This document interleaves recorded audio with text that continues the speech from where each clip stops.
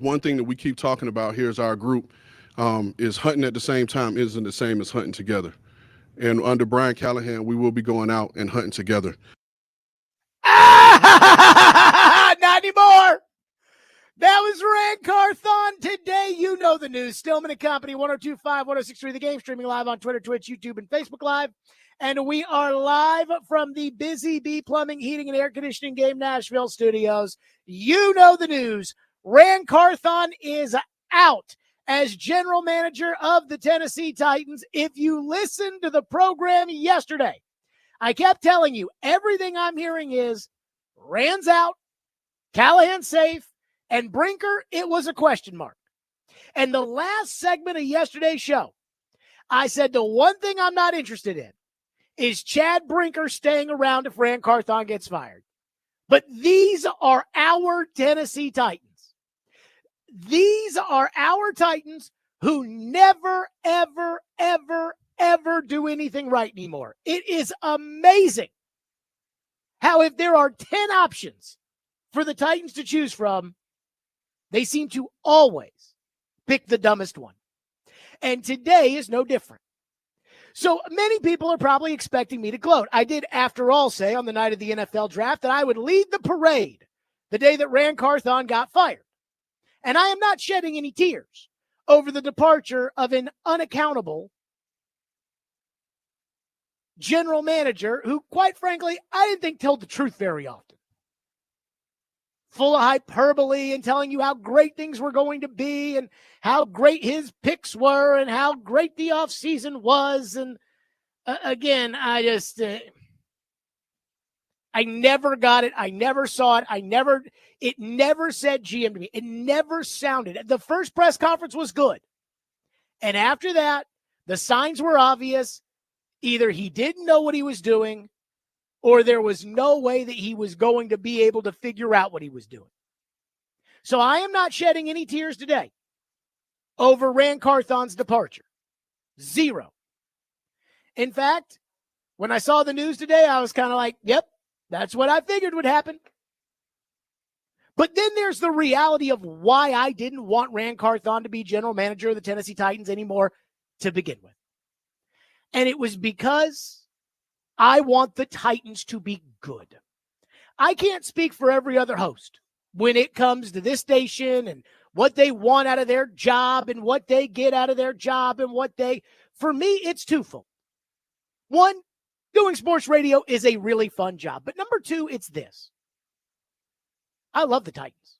I love the Predators. You know that. I want the Titans to be good.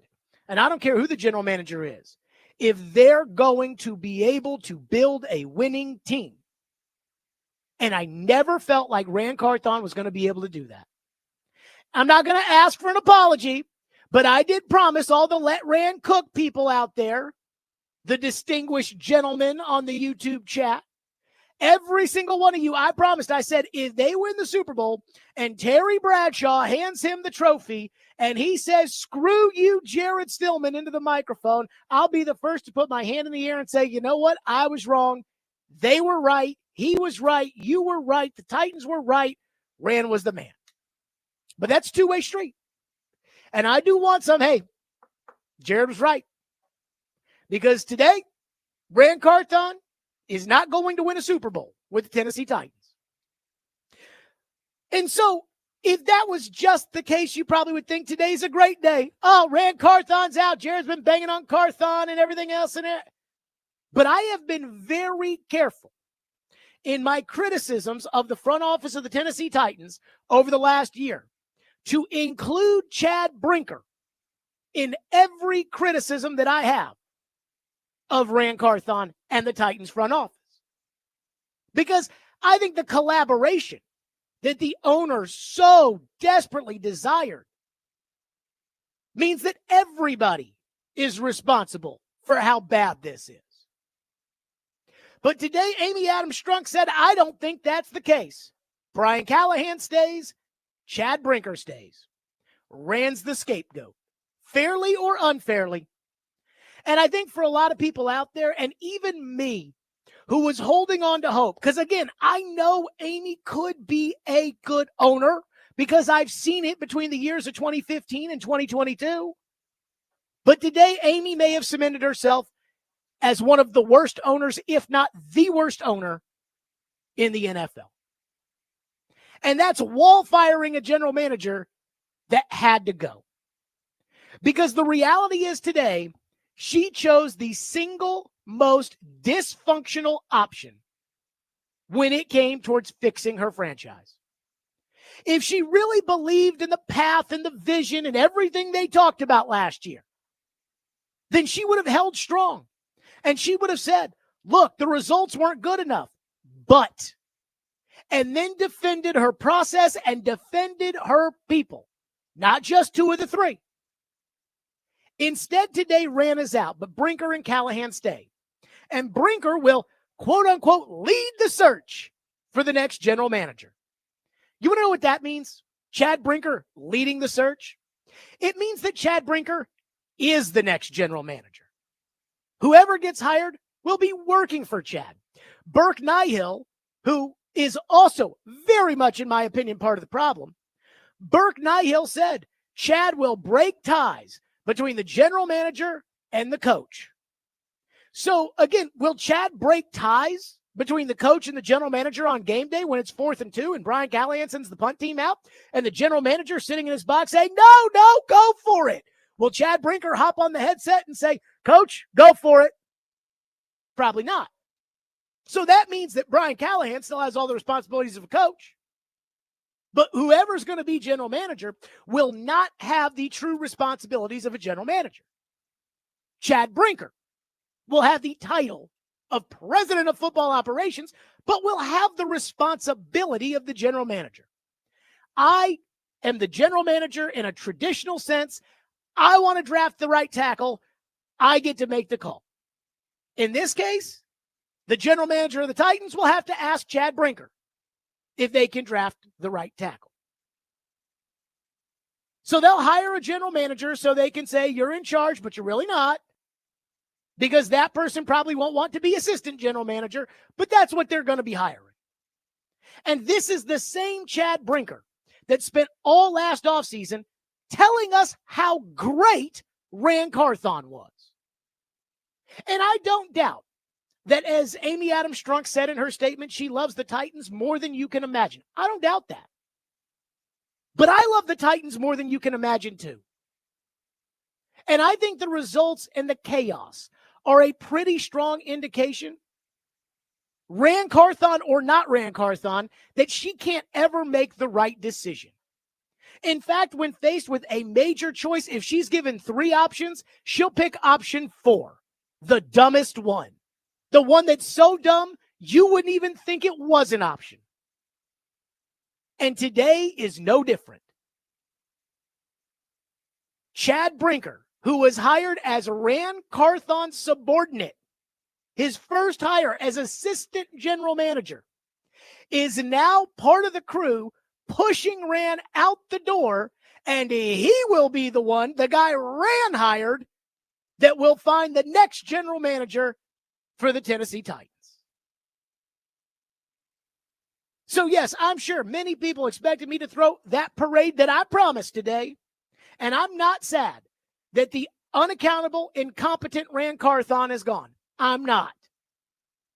But the reason I wanted Rand out so badly was because I wanted the Titans to be run like a functioning NFL organization. John Robinson made a lot of mistakes, and he should have been on a hot seat there at the end. And the draft picks, they were what they were. He blew them. The Julio Jones trade, I couldn't believe what he was thinking with that. But when he was general manager of the Titans, they were still run like a competent football organization. And I said to Caroline the day before John Robinson got fired, the day after A.J. Brown spanked the goalpost, I looked at her and I said, in other organizations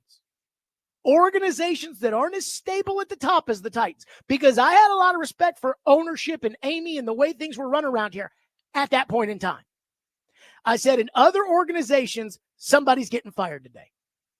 And Caroline said, really? I was like, yeah. Now, not the head coach or anything like that, but probably like defensive coordinator, passing game, defensive coach, something like that. Secondary coach. Because that's how those crazy reactive owners operate. Got embarrassed on Sunday, somebody's fired on Monday. But little did we know Amy's pattern. Don't fire on Monday, fire on Tuesday. And the next day, John Robinson was gone.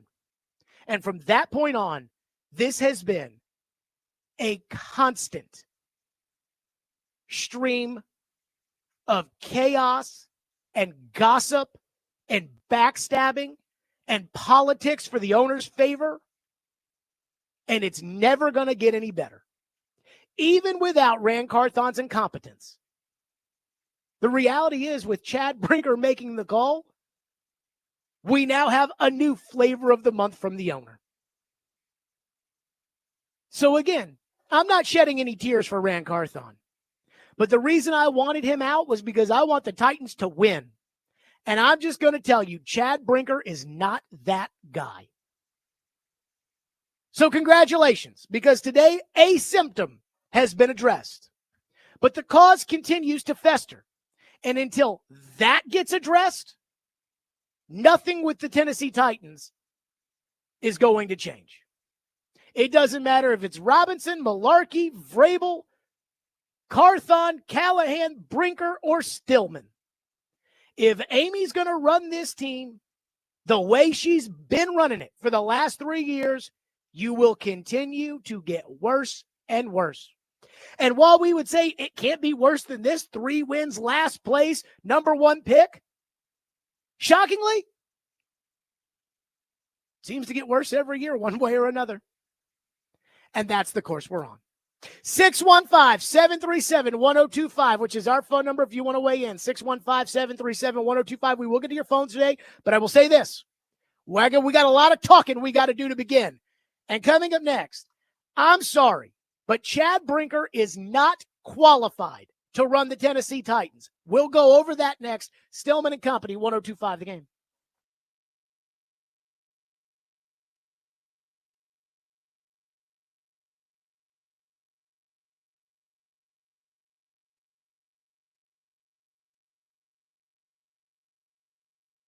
Hiller Plumbing, Heating, Cooling, and Electrical. I love Hiller. They take great care of my home. They can do the exact same for you. I basically renovated an entire room in my house, took a storage closet, made it a real room. And in order to do that, you need the expertise of Hiller. They did both the electrical and the HVAC work, and they are the best. And that's why I use them and tell you about them. They've been in business since 1990, and they're family owned and operated. And Jimmy Hiller was recently named amongst the most admired CEOs because of the way he truly cares for his team and his clients. Hiller takes care of the customer on every single job, every time. And I know this because I use Hiller. 100% satisfaction. Happy you'll be here. The service is free. And learn more at happyhiller.com. That's Hiller Plumbing, Heating, Cooling, and Electrical. Proud supporters of the Preds of Vols and Vandy. Hiller, call the Happy Face Truck today.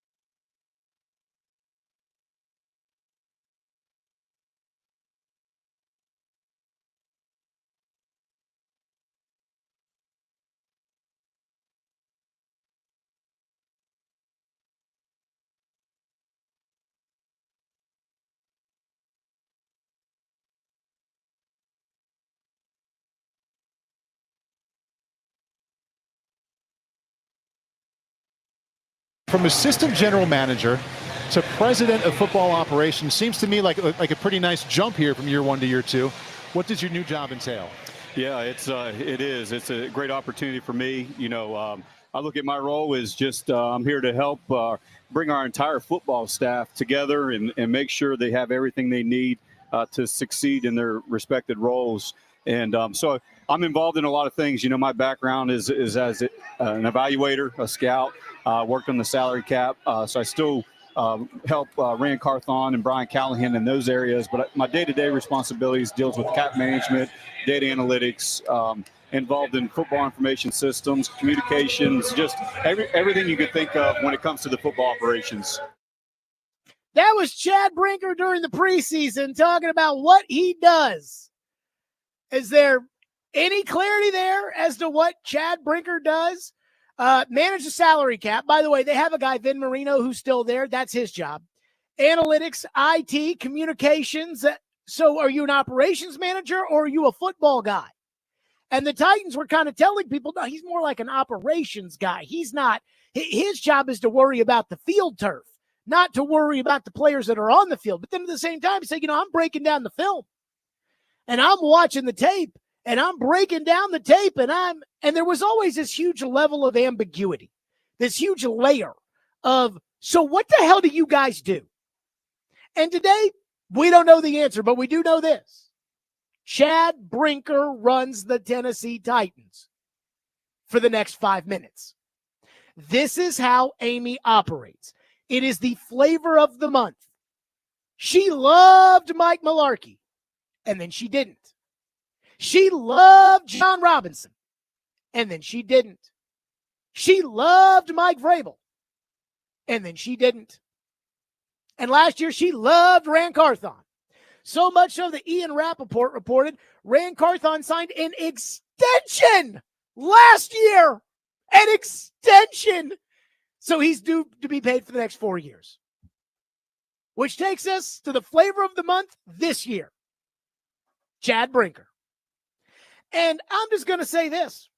Chad Brinker is not qualified to lead the Tennessee Titans. Now, maybe he can figure this out because a broken clock can be right twice a day. But I doubt it. In 2015, when Ken Whisenhunt got fired and Rustin Webster was let go and the Titans headed for the Great Reset, Steve Underwood, who was not qualified to be able to pick out football guys to run a team, picked up the phone and called Floyd Reese. And he pointed them in the direction of John Robinson. Now, again, if Floyd Reese was alive, would Amy be leaning on Floyd? I think she probably would. Would times be better around here? Boy, I bet your sweet tush they would be. The old man screwed us all by passing away, unfortunately. But again, when it comes to the flavor of the month and who she listens to and Chad Brinker is not Floyd Reese. And here's why he's not qualified, in my opinion, to be running the Titans, which is what he's doing. Today, they didn't announce this, but it's all semantics. He's the general manager now for what you think a general manager is. For starters, Chad was both the assistant general manager and the president of football operations for this 9-win fiasco. And he was a part of that and a part of all of the evaluating. He told us he watches the tape. He told us he does the scouting. He went to the Senior Bowl. They didn't send Rand to the Senior Bowl. They sent him to the Senior Bowl. So he's doing the evaluating of the last 2 years, which have been god-awful. And again, each of the last 2 years, I don't know how, he's earned a promotion. And secondly, again, before he became the assistant general manager under Rand Carthon, which the owner admitted in her statement today was a 2-year train wreck, what about his qualifications and resume says this is the guy that is capable of leading us to the Super Bowl? I pulled up his bio at the Titans website, which, trust me, is going to be fluffed as much as possible. Prior to joining the Titans, Brinker spent 13 years with the Green Bay Packers in a variety of roles as a talent evaluator, a strategic counselor to Packers leadership, What is strategic counselor to Packers leadership? Ian, any ideas? Strategic counselor to Packers leadership. I don't know. That's a good question. I wonder what Packers leadership they're referring to there. In his initial season with the Packers, his bio states, he collected his first Super Bowl championship when the team defeated the Pittsburgh Steelers in Super Bowl XLV. By the way, we really think that he was the driving force behind that? Aaron Rodgers won, Chad Brinker too? Probably not. Also, they say his first Super Bowl championship, that would be his only Super Bowl. Throughout his experience with the Packers, he served as a pro and college scout, led strategy for unrestricted free agency and undrafted free agent processes, handled player contracts, salary cap administration, and roster management. He advised the general manager and executive vice president of football operations on team needs in free agency and drafts, always with an eye on long-term vision. The Packers won the NFC North Division 8 times during his tenure. So, was he a scout? Is he a cap guy? Is he what is he? Again, he wasn't assistant general manager in Green Bay. He wasn't anything other than he was a personnel guy. And so now he's in charge. And that resume is not good enough for me. Not for what has to be done around here.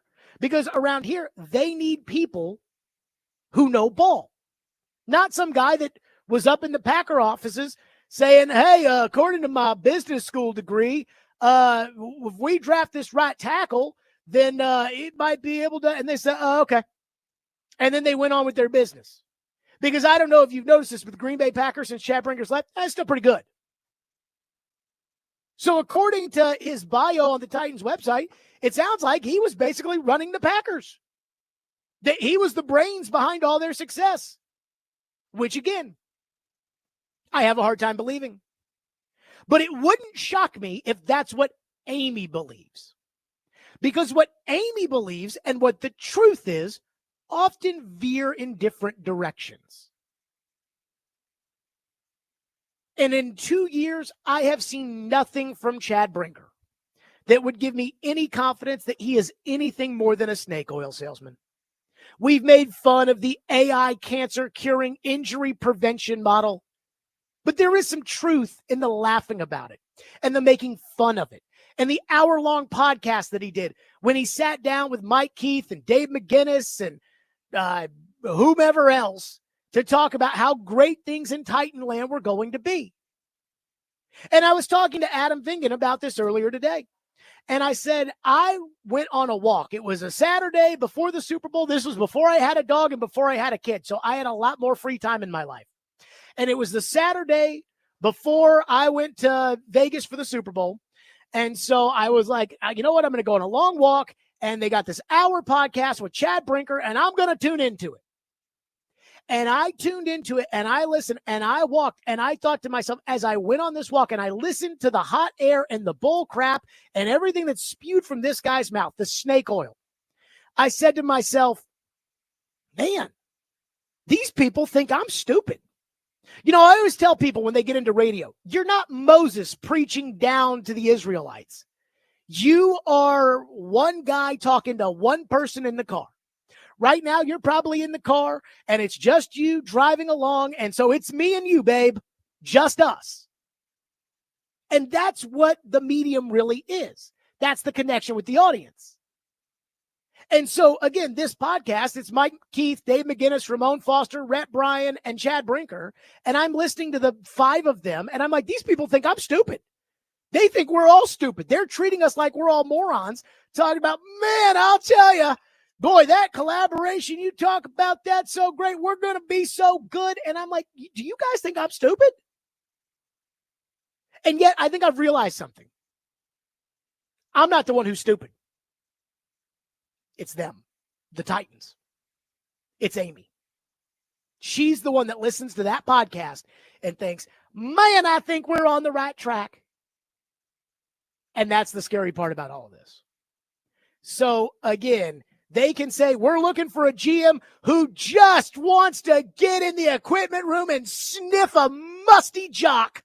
We want them to love football so much they wake up and all they talk about is football, that they eat football for breakfast, And that was kind of a subtle dig at Rand, who showed up at 7:30 in the morning. But again, whoever becomes the GM is just going to be GM in title only. Because today, they made it abundantly clear. Chad Brinker runs the Titans. And Chad Brinker, in my opinion, is not qualified to run the Titans. And there's nothing about the last 2 years in which he was at best a co-conspirator that would lead me to believe, oh, no. Now they found the winning formula. 615-737-1025. We will get to phones, I promise. But there's one other thing that I just cannot get over. Like, personally, me, I don't know about you guys, and there's going to be some talk about Chad and whether or not he backstabbed Rand on this, but there's one thing I personally can't get over, and it does come from that Fakakta podcast, which we'll get to next, and then we are to your phones reacting today to the news of the day. Rand Carthon out, Chad Brinker, I'm not going to say in or elevated, but I guess now cemented. We'll get to that next. Stillman and Company, 1025 The Game.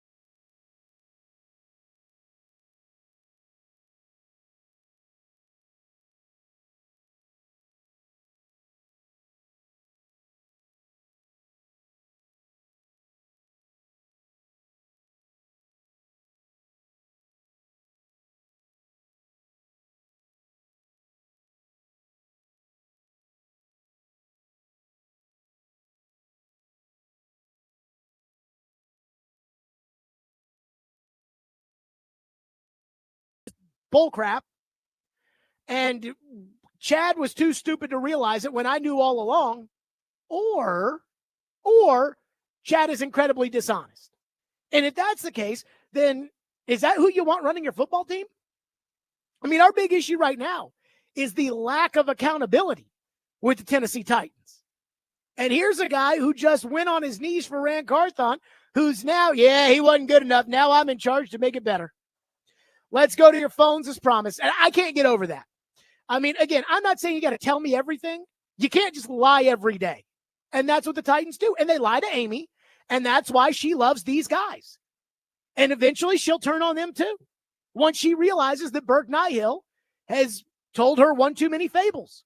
Chad Brinker has told her one too many bold-faced lies. She'll say, okay, well, now on to the next guy.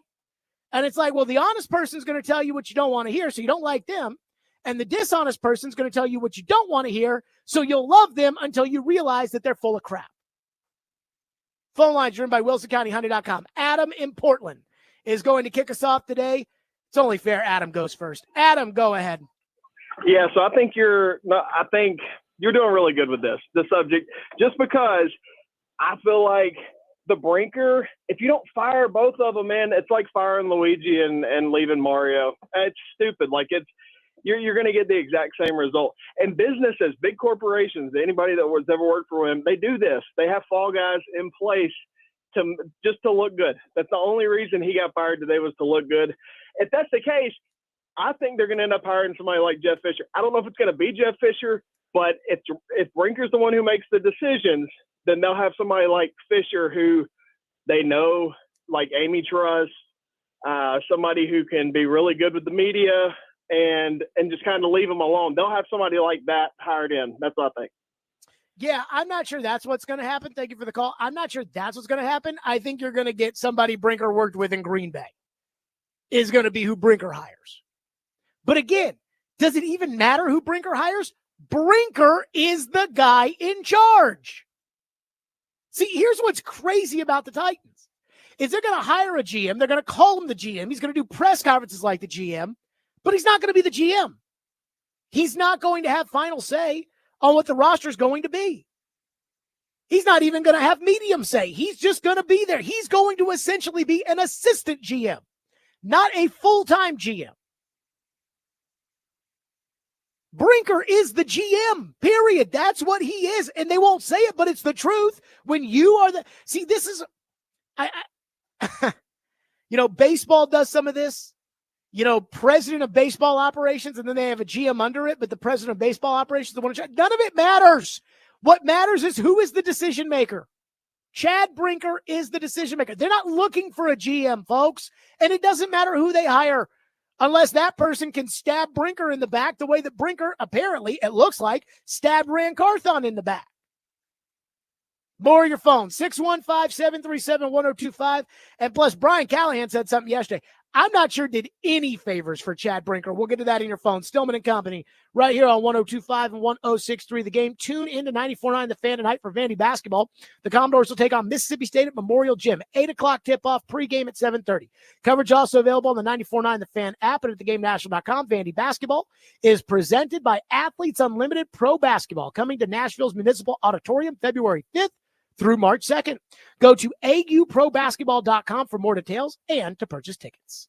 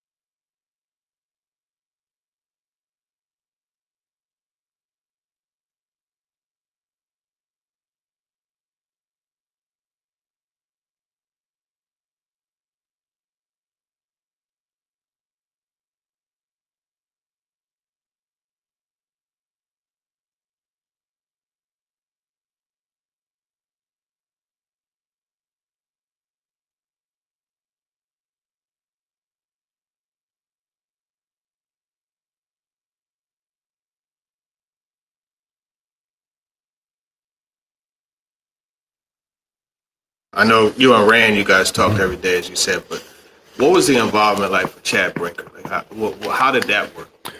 Chad was involved in all of it. You know, Chad's he's scouted before for a long time. That's what he's done. His background is in personnel. It's in scouting, but he's also got unique experiences, you know, in the business side of it with his time in Green Bay, and has a really good feel for what the structure of an organization should look like. And yeah, it's really been the three of us sort of all the way along, you know, from the time I got here and all the way through the season is we've all sort of worked on the same things, and Chad has his responsibilities and Rand has his and I have mine, and we all come together and try to make the, you know, whenever decisions are made or whenever we need to do something that we're all on the same page, and we have been all year. That part's been really, really fun for me. I've enjoyed that part because I think Chad's got unique experiences, unique perspective, and so does Rand. I think they're both really unique people. I'm glad we have them. Brian Callahan yesterday. Boy, he did Chad Brinker no favors there. Chad was involved in all of it, Callahan said, talking about last year. The three of us all along worked on the same things, he said. Now, again, Amy Adams Strunk, at least I'm glad she's not blind, because she did admit in her statement that the team sucks.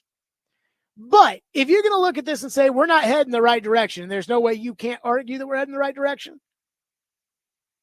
If everybody was pulling the rope in the same direction, why are you only taking one of the three musketeers out of it? Why would you not just get rid of all three? And again, that is the question that there is no real answer for, because there is no good answer. There isn't, and they won't tell it to you. And again, today would be the great time for Chad Brinker to have a press conference to try to calm the fans down, because every fan is like me saying, oh, God, no, this organization is terrible. And there's no press conference for Chad Brinker. And I heard what D-May said on the way out, which was apparently, according to D-Mace's sources, Rand wanted to talk. When we get on Rand about not having press conferences, Rand wanted to talk, but Chad Brinker said no. And apparently, we all know Chad Brinker was talking to Kaharski the whole time. So keep that in mind. Again, this is crazy.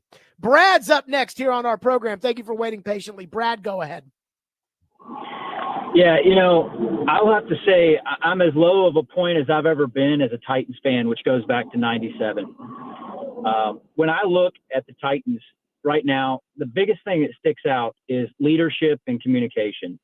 No one in that organization, no one can seem to get up and stand up and say three sentences together legibly. And I mean, it's really disheartening. When I heard the news that Rand got fired, I thought for a second, well, maybe she will finally hand it over to someone. I mean, it kind of goes back to folks that have skins on the wall, things that, you know, they've done this before.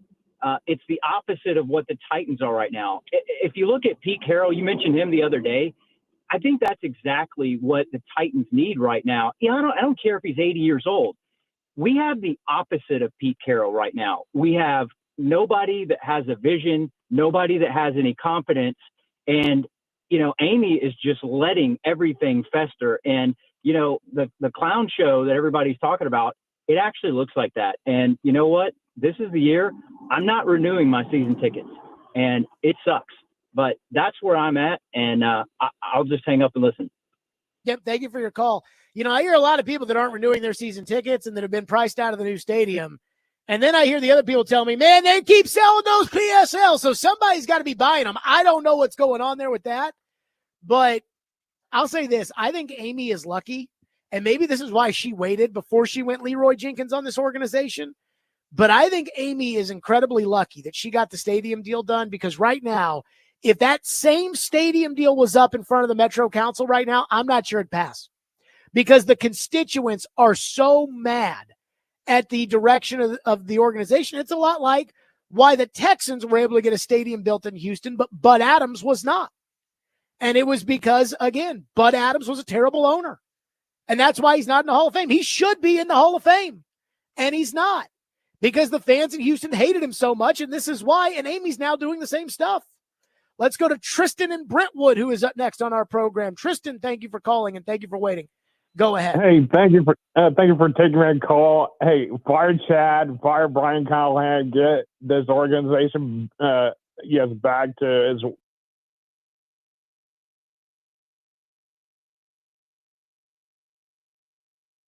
next year. We need 2 number ones for next year, like our pick and 2 other picks for number 1. And I can come in and clean stuff. Like I've been a cleaner all my life, and I'd be willing to come in for this organization for $500,000. That's my offer for the Titans organization. You're talking to the wrong person here, Tristan. All you have to do, and again, I don't know your credentials. Thank you for your call. I don't know your credentials. All you have to do is convince Amy that you know what you're doing, and then she might let you do it.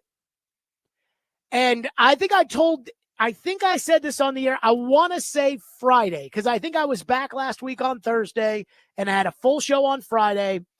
And I said, somebody that I talked to that would know. And this is the same person that told me, and I came on the air yesterday and said, hey, I hear Rand's getting fired. And it was that person that told me Brinker buddied up to the right person in the organization. And I think that person is Bryce Wasserman, who is the chief of staff for the Titans front office, who happens to be marrying Amy's daughter. And I think Chad, from what I was told, has buddied up to him. So Tristan, if you want to run the Titans for $500,000, go buddy up to Bryce Wasserman. Apparently that's what you're supposed to do. Let's go to Michael, who's up next here on the program. Thank you for calling and waiting. Go ahead. Hey, thanks for taking my call.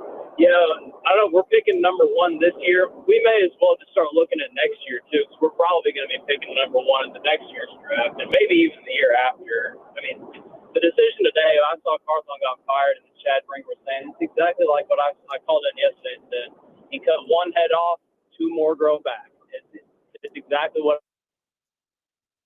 So it's hilarious because I'm not sure there's anybody. Right now, Michael, thank you for your call. I'm not sure there's anybody when it comes to this decision yet. Gentry wrote a column about this at the Tennessean that was basically like, there was a faction out there that wanted stability and that wanted you to stay the course. And there was a faction out there that wanted change, and you found a way to piss both of them off. The people that wanted stability, like Derek and Willie, they're furious today because you're not demonstrating that. And the people like me and everybody else that wanted meaningless change or meaningful change, now we'll call this meaningless change because the coach is the same and Brinker's in charge, and they're going to hire some lackey to yes man to Brinker, who's a yes man to Burke, who's a yes man to Amy. And so none of it really matters anyways. And so I agree with all of that. And it's almost like, did the Titans get together and say, what's the one thing we could do to piss everybody off the most? I'm serious at this point. Like, did they say, okay, what's the single worst thing we could do? Because again, if you had come up to me, and I said this yesterday, and you guys know I couldn't stand Rand Carthon, and I'm not shedding any tears for Mr. Ball didn't bounce our way. I find to be incredibly dishonest and disingenuous. I do not, by any stretch of the imagination, I am not shedding a tear about that. But if you had said, hey, this is the settlement out of court, Brinker and Callahan stay, Carthon goes, I'd have said no. If you had said Callahan stays, Carthon and Brinker go, I would have taken it. And the other thing I will say is this, when it comes to the Titans and they do things like this, and I told you about that podcast I listened to, where I with Brinker and Mike Keith and McGinnis and Ramon Foster, I listened to it and I'm like, these people think I'm stupid. What I've realized is when they make a move like this and they look at us with a straight face and they pretend like Chad Brinker hasn't been a part of the losing or wasn't Rand Carthon's subordinate and is now going to be running the team, when they look at us like that and they're like, no, it'll be fine. I used to feel disrespected. I used to feel like the Titans were calling us stupid or like the Titans were treating us like we were stupid when we were more intelligent than that. And what I've realized is that's not what happened. The Titans were not disrespecting our intelligence. They're the ones who are stupid. That's the problem. 615-737-1025 is our phone number. We will continue this chatter. TD will join us for a special TD Power Hour at 4 o'clock today. And TD, I'm going to guess, is bringing some info with him on the program. But coming up next, we do need to address the Rand Carthon part of this. We talked a lot about Brinker and Amy and the stupidity and how bad it's going to be. And it is going to be bad. But we do have to talk about the Carthon stuff. We'll get to that next. Stillman & Company, 102.5 The Game.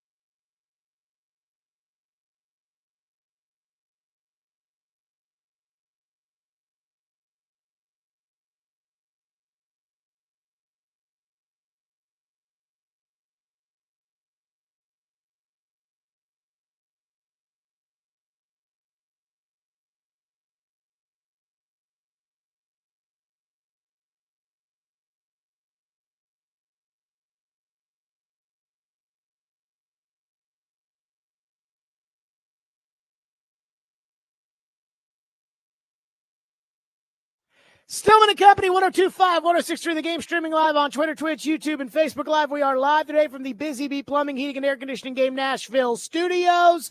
Again, the big news, Rand Carthon out. Chad Brinker up. Brian Callahan, steady. Very disappointing. Again, looking for meaningful change. Amy says, we couldn't stay on the course we were on.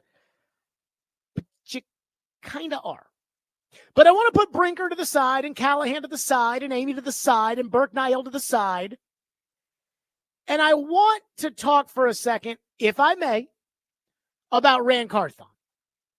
Because I have never felt, at any point in the history of the Titans, I have never felt like the future was more bleak than it is right now. And this includes last year when they said Rand will be in charge of the roster and Chad's promoted. And I thought, oh, no. Or when they fired John Robinson and I found out it wasn't an HR-related issue. And I thought, oh, no. And this is the worst. So put that to the side for a second because I do want to address this.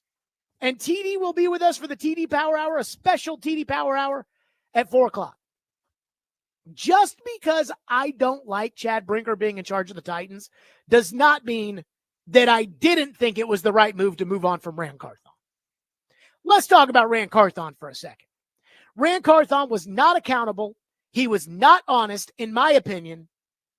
And he did not add, and this is what this is really about, he did not add, if any, high-end talents to the football roster. I didn't think he was accountable. Again, when you get up there after they fire Mike Vrabel and you say the ball didn't bounce our way this year, that's not accountable. That is deflection. That is basically gaslighting. That is saying, well, this year was bad luck. 2023 was not bad luck. 2023 was a poor team with a poor coaching staff, with a poor offensive line, with a veteran quarterback who got his ankle mutilated. I remember Rand Carthon, when I talk about his honesty, at the Combine was asked about Bud Dupree in 2023, and he said, well, I don't know Bud Dupree, so I got to get to know Bud before we make a decision, and later that day they cut him. Hard for me to believe that he got to know Bud before letting him go. And this is the NFL. And regardless of whether or not it's fair, you win or you get fired. You show progress or you get fired. And some places, for whatever reason, seem to reward incompetence. Indianapolis, Jacksonville, the Giants, by calling it patience. I know we're on the right path with Chris Ballard, even though the guy sounds like Minnie Mouse and he's never won anything. But there was nothing about the state of the Tennessee Titans that would even justify a small bit of patience given how bad it's gotten. And so when it comes to Rand Carthon, and it comes to the job he did and the things I heard and the things I saw, he had to go. Again, my issue with the organization is not about who got fired today. It's about who didn't get fired. That's my issue. And maybe Chad Brinker was a loyal lieutenant to Rand Carthon and was seeing the problems with his own eyes and keeping it to himself because that's what the loyal soldier does. And now that he's officially the shot caller, he'll do things differently. I don't know. But Carthon, for his part, had to go. In the last break, I went and counted the times where I looked at myself and I said, are you kidding? Are you kidding me? I go back to the original Kevin Byard situation. I called the Titans. I said, hey, I need Rand to call me. They said, we'll try. He didn't call. That's the GM's job. When a prominent media person, and again, Paul Kaharski will get all mad about this, but we seem to move the needle around here. When a prominent media person calls, who doesn't call very often and says, hey, I got to talk to the general manager, that means I need to talk to the general manager. But Rand never called. John Robinson would pick up the phone. Floyd Reese would pick up the phone. I bet you, and I don't have Brinker's number, and I've talked to Brinker 3 times, and I think Brinker's a total doofus. But I do think I need to get in touch with Brinker, I think Brinker would understand that's the GM's job. Pick up the phone. The draft press conference with the Levis and Spears picks telling the media to be positive. I saw that and I said, oh my God. Buddy, this is the NFL. You do not tell the media what questions to ask. He did not do a press conference after the Kevin Byard trade. There were reported issues with Mike Vrabel. Didn't speak about those. Did a sit down with TD in the building. But again, to me, this goes back to the honesty where he and Vrabel said, there's nothing wrong. It's all great. Now Vrabel's throwing him under the bus openly, with trying to get other jobs. I mean, the Athletic article said the problem in Tennessee was Vrabel didn't like Rand Carthon. The post-Vrabel press conference firing, the ball didn't bounce our way. That was a huge misstep. The interview he did during practice, while practice was going on, in which he said they checked every box on offense. I'm like, what general manager talks like that? Says, oh, yeah, we checked every box. And so, again, I'm not here to tell you that Rand Carthon didn't do anything right. Jarvis Brownlee is not a bad player. They picked him in the fifth round. That is a good value. But I'm sorry, there's no high-impact player that has been added to this football team over the last 2 years. It was beyond time for Rand Carthon to go. And Mike Vrabel made it abundantly clear that he didn't want any part of continuing with Carthon. And while Vrabel's not the easiest guy to work with, I think we can all agree Vrabel knows ball. And then Paul Kaharski today wrote some examples. This was paulkaharski.com talking about Rand Carthon. Quote, his critics did not view him as a grinder, which, by the way, backs up what I told you guys, what was it, a year and a half ago with the Rand likes to be GM or likes to play GM more than be GM comments. I remember something like that. Again, I was told by somebody in the building that Rand likes to play GM more than he likes to be GM. And a lot of people didn't see what was meant by that. I thought it was pretty obvious, which was those people that I talked to in the building basically were telling me Rand does not put the work in to be the general manager. But Kaharski wrote, I've been told all the important parties were on board with the Titans making a move and drafting Will Levis with the 33rd pick of the 2023 draft. But while Mike Vrabel and Rand Carthon were at Levis's pro day in Lexington, Kentucky, Carthon left early. Some personnel people and scouts say early departures are not uncommon, but that left a mark on many inside the Titans organization. So too did Carthon's post-game routine after road games. Personnel people and scouts typically eat and then dive right into the film of the game that the team just played to get ahead on the Monday review. But Carthon often did what I do, Paul writes on plane rides home after games. He napped. And it's little things like that. Again, not putting the work in. I think I can tell this story. I wasn't going to tell it while Rand was still general manager, but I did a sit down with Brian Callahan the day after he was hired. And I think I got to the building at like 6:40 in the morning. Because I felt like, you know what? Instead of having Brian Callahan call in and not know who he's talking to, I couldn't make it to the press conference the day before because it was like 1:30 and we're on the air at 2. I said, how about this? How about I come in the morning and then that way I can meet the coach and, hey, like I'm the loudmouth guy. I'm kind of tough around here. If you got a problem, you can call, just kind of the breaking of the bread kind of stuff. And so I sat down. I think I got there at 6:40. And I sat down with Callahan at 7 a.m. And as we were doing the interview, at like 7:15, something like that, Rand walked in the building. And it was clear to me that Rand was clocking in for the day. And all I could think about, and again, I didn't say anything about this at the time because the Titans were nice enough to have me in there that day, and I didn't want, to turn that into an attack against their GM. But all I could think about was, oh my God, could you imagine if Floyd Reese saw the general manager of the Titans walking into work at 7:15 in the morning? Ian, I'm going to put you on the spot right here. Could you imagine if you told Floyd Reese that the general manager of the Titans got to work at 7:15 in the morning? Yeah. I don't know. He probably would get there a little bit before that. Well, he was getting there at about 4 in the morning.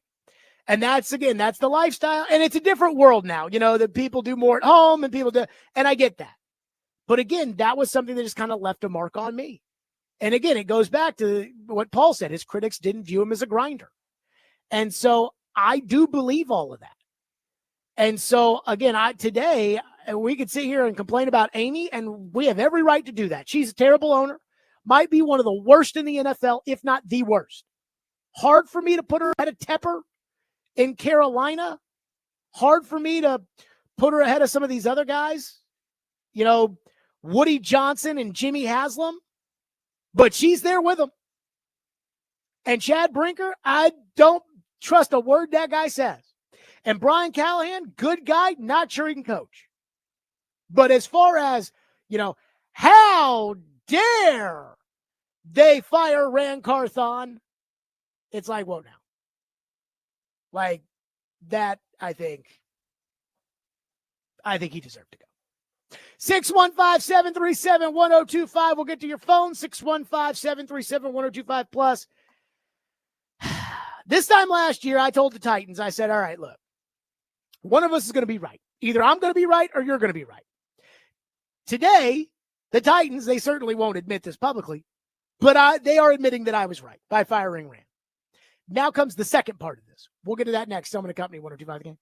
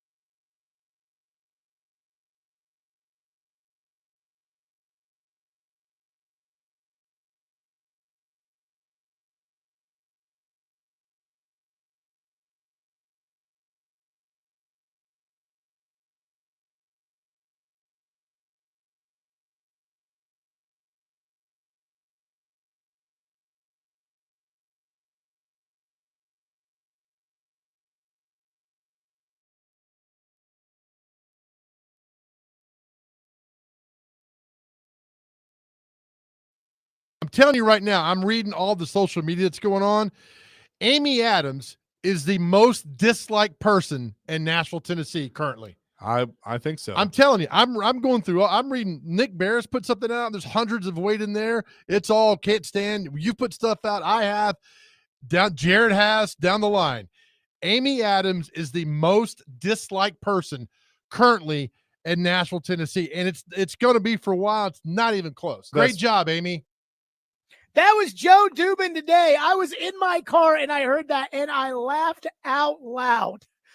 Joe Dubin saying she is the most disliked person in Nashville, Tennessee. Great job, Amy. Can we get that Dubin cut again? I mean, I'm telling you right now, I'm reading all the social media that's going on.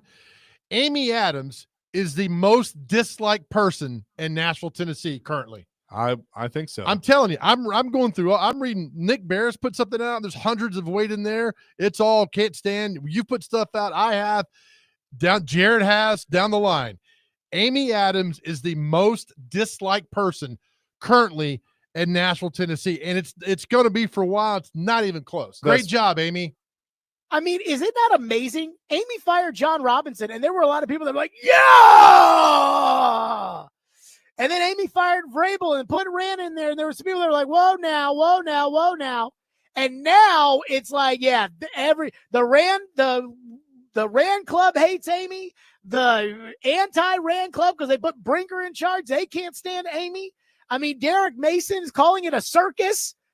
I mean, it is a total train wreck. And I don't think Big Joe's wrong with what he said. Amy, by firing everybody all the time and by having no real solution, Amy has put the target square on herself. In fact, I wonder, we talked yesterday about how her plane left to go back to Houston yesterday. And it would not surprise me if Amy fired Chad or ran over the phone, or, which would be even more mobster-like, if she had Burke and Chad do it and she didn't even do it. Again, we'll get the details at some point. But I wonder if she went back to Houston before they fired Rand, because they knew that when they did this, it was all going to be about her, and they did not want her reading Gentry Estes, ripping her rear end in the Tennessean. They did not want her to tune to 102.5 and hear Big Joe and D Mace and me and everybody else ripping it. But I do want to touch on a common thread that I see amongst all four AFC South owners. And the AFC South is, without a doubt, I think consistently the worst division in the NFL. Now, there was once upon a time when it was a very proud division. Tom Coughlin was in Jacksonville. Floyd Reese and Jeff Fisher and Steve McNair and Eddie George were here. And Peyton Manning and Tony Dungy were in Indianapolis. Very strong division. But for about the last 10 years, it's been a tire fire. Yeah, the Titans and the Jags have gotten to the AFC Championship game. And Indy had a nice little run with Andrew Luck. But for the most part, all those teams have stunk. And the common thread amongst all four bad AFC South owners is that they've gotten too comfortable with the wrong people. And too comfortable with the wrong people, which make no sense to anybody on the outside. Let's start with Houston.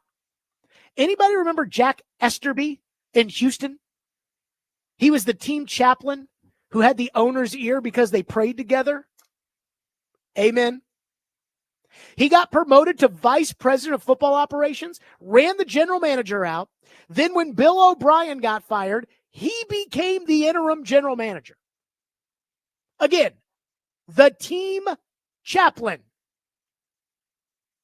Deshaun Watson was so done with it that when the owner didn't get rid of him, Deshaun said, I'm not going to play. You're going to pay me, and I'm going to get sued for sexual assault, and you're still going to pay me, and then you're going to trade me because I'm not dealing with this bozo. DeAndre Hopkins came out against the guy. Andre Johnson came out against the guy. And finally, Cal McNair, after hit piece after hit piece and player after player, finally Cal McNair did something about it, even though I'm sure it pained him to remove this guy from his circle. And voila, the Texans have won the division twice in a row. Indianapolis has Chris Ballard. Frank Wright gets the boot when things don't go well. Quarterbacks get the boot. First it was Jacoby Brissett. He got the boot. Then it was Carson Wentz. They traded a first-round draft choice for him, and then he got the boot. Then Matt Ryan got the boot. Then Jeff Saturday came in there, and then he got the boot. And yet, for whatever reason, Chris Ballard, who, again, had the misfortune of Andrew Luck retiring on his watch, but has not adequately replaced him or even come close to it, Chris Ballard has swung and missed, swung and missed, swung and missed, and yet, again, right after the season, here's a statement from Irsay, Chris Ballard will be back. He even said in his statement, there are going to be fans that are unhappy about this. And yet, he's still there. Why? Because the owner loves him. And I can't figure it out. Jacksonville's general manager is Trent Baalke. And Trent Baalke was hired because the NFL told Chad Kahn, if you're going to make Urban Meyer your football guy, please bring in a general manager who's worked in the league before. Okay, fine, we'll hire Trent Baalke. Urban gets fired. Trent gets kind of put into a position of power now because Urban's out, and they hire Doug Peterson, and they get to the playoffs. Great. But now, as we watch Jacksonville flounder with what they think is a franchise quarterback, they drafted Travon Walker, number 1 overall. How's that working out for you? And Shad Khan said this was the best team we've ever put together, and he fired the coach. But the GM stays. People in Jacksonville can't believe it. They're saying, oh my God, what pictures does Trent Baalke have on Shad Khan? Now, this is a Shad Khan thing. If you go back when Shad Khan bought the team, he made Dave Caldwell the general manager, and Dave Caldwell was there about 10 years too long.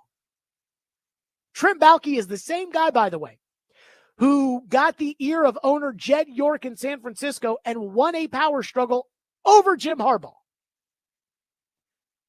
I don't know what it is with owners and listening to the wrong person and cozying up to these bad football people the way that they do.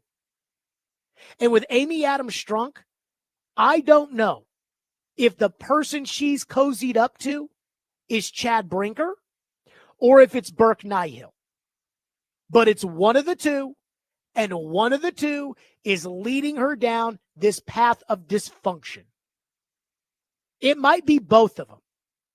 You know, it's kind of hard for me to put it all on Chad because Chad hasn't been here for the dysfunction. Again, when Amy took over as the controlling owner, she inherited Rustin Webster and Ken Wisenhunt, and they were the worst team in the league. She got rid of Ken Wisenhunt. Rustin Webster had to go too. The story, it's now well documented. Floyd Reese called Steve Underwood, and they decided on John Robinson. Again, I think we can all agree. Trusting Floyd, not a bad idea. Steve Underwood was running the operation. She loved Mike Mularkey. John Robinson said he could do it. They put him together. They pulled the rope in the same direction, and things worked. But at some point along the way, things went awry. At the beginning, Amy was a very hands-off owner. Underwood, every kind of big, momentary, monumental shift, either Robinson did it or Underwood did it. But Amy was around, but more so in like I'm one of the fans and I own the team, but I don't do anything with it and I'm good in the owner's box mentality. And for some reason, after Steve Underwood left, and this is why I kind of put this at the feet of Burke Nihill a little bit. After Steve Underwood left, it's been dysfunction and favoritism every single year. And not just through the losing, but even through the winning. They were winning, and she chose Vrabel over Robinson. Who was she listening to then? Was it just her? They got mad at Robinson in the middle of the year at 7-5 and in first place? Burke was there. And again, I like Burke. I have my reservations, but I'm trying to figure out who she's listening to that is putting her in the position of, as Joe Dubin said, being the most disliked person in town. Is there something about Burke? Is there something about Chad that just leads her astray? I'll say this. During the Rand Carthon introductory press conference, I saw Burke Nihill in the first row, and he was watching Rand with this gazed look in his face that looked like a father on the day of his son's bar mitzvah while his son is up, reading from the Torah. Just the proud look on his face. So was it Burke that directed Amy into the pathway of Rand Carthon? Is it Chad that she's listening to too much? Is it Bryce Wasserman, her son-in-law, or future son-in-law who's in the front office? I don't know. But what I know is a pattern in bad ownership where they latch on to somebody that, again, most of us on the outside, it doesn't make any sense.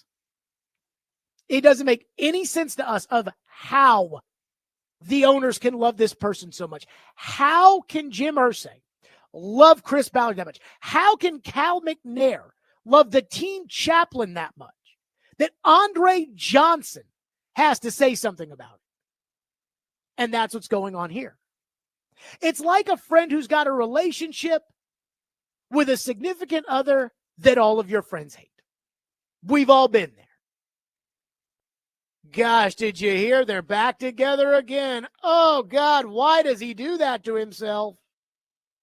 That's how I feel about these owners listening to these snake oil salesmen like Jack Esterby, and I'm trying to figure out who is the snake oil salesman around here Amy's listening to. The one that is setting her up to, as Big Joe says, be the most hated person in Nashville. 615-737-1025 here on the program. If you want to weigh in, 615-737-1025. We will get to your phones. Stillman and Company, 1025-1063, the game. And be sure, Preds fans, do not miss Smashville Live this Thursday night at Brewhouse 100 in Bellevue at 6 o'clock. See your Predator star players up close and personal and also get autographs and pictures. And this week's guests are forwards Mark Jankowski and Colton Sissons. That's this Thursday night at Brewhouse 100 in Bellevue for Smashville Live.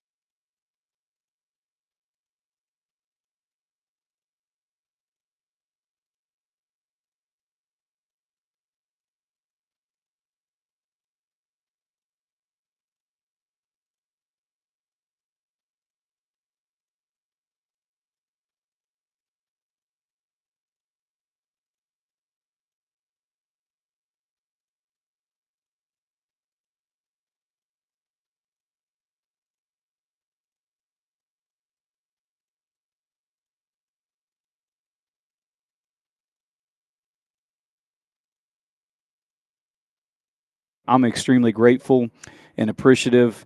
Miss Amy is sweet, she's kind, she's fair and tough, and she loves her Tennessee Titans. There's no doubt about it. She loves this organization, she loves these fans, and she wants to get this thing right. And I'm just grateful that she put me in this position to try to help get the organization moving in the right direction and push us into the future. That was Chad Brinker this year saying, hey, Miss Amy, she loves the Titans, and I'm just so grateful for her. And I just clearly, clearly, I've said on Friday what I heard from somebody on the program. And again, you hear so many things, especially at the end of the season when things don't go well, about, who's safe, who's not, who's this, who's that. And it was funny to me because, sometimes I have to keep things to myself, and sometimes I just tell you. Like yesterday I said, I hear Rand's getting fired. Chad, they don't know about. Callahan's probably safe.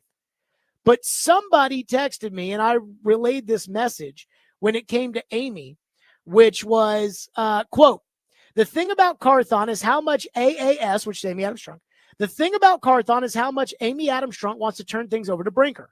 And he plays the game very well. He has buddied up to the one person he needed to, and I'm not sure if Rand has. And when you hear something like that, does it not depress you? I told you guys that on Friday. Does it not depress you where it's like, oh God, it's like high school. And this is a multi-billion-dollar business, and it's run like high school. Somebody put a note in Rand's locker today saying, I think you're fired. Phone line driven by WilsonCountyHyundai.com. Eric has been waiting patiently and is up next here on the Titans. Thank you for calling and waiting. Eric, go ahead. Jared, I got a project for you.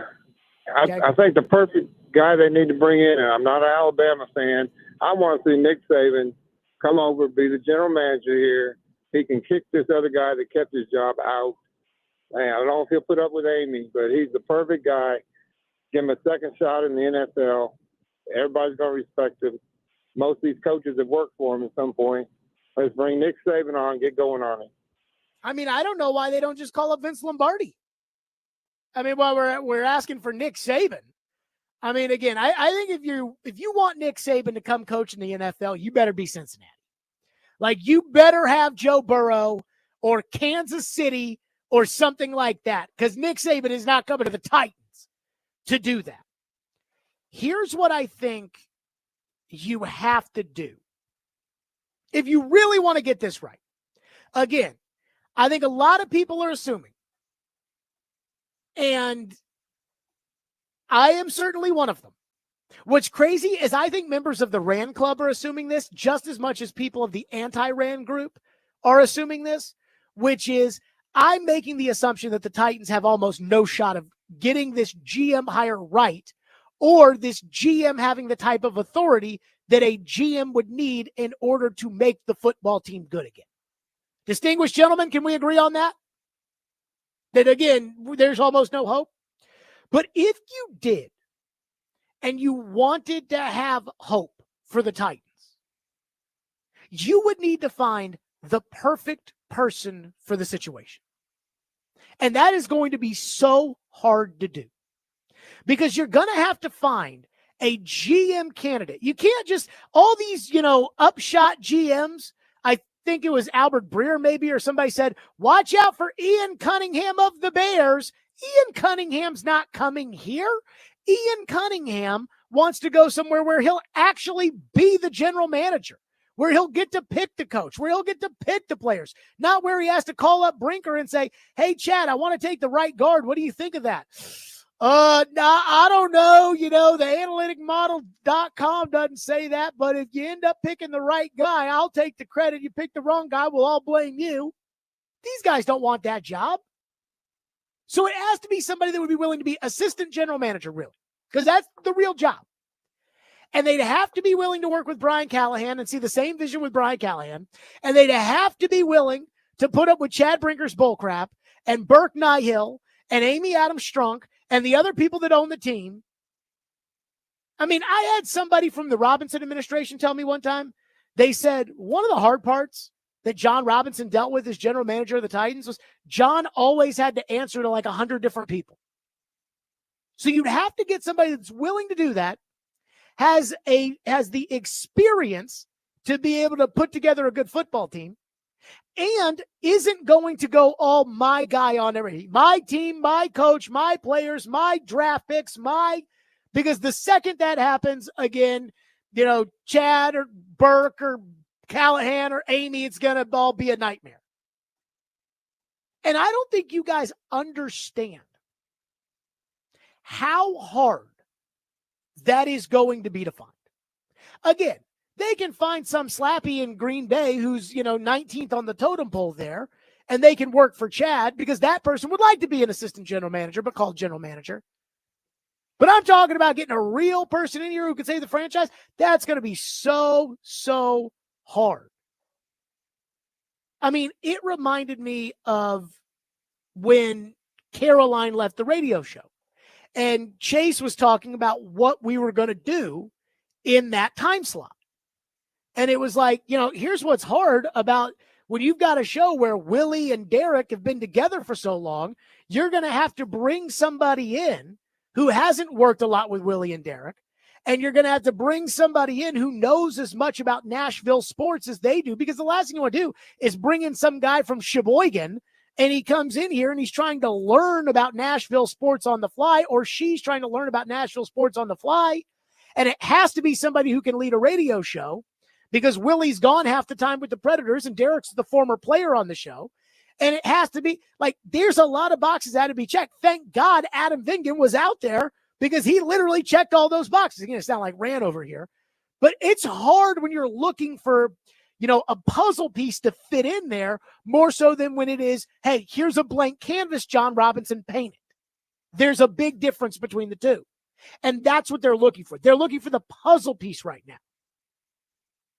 And so, again, if you want it, like, there may be a guy or two out there that could do this and could help this team, but it's hard for me to envision the Titans actually getting this right. More of your phones at 615-737-1025, which is our phone number, 615-737-1025. And there's another part of this that I find to be so Titans. It is laughable. TD at the top of the hour. Stillman & Company, 102.5 The Game.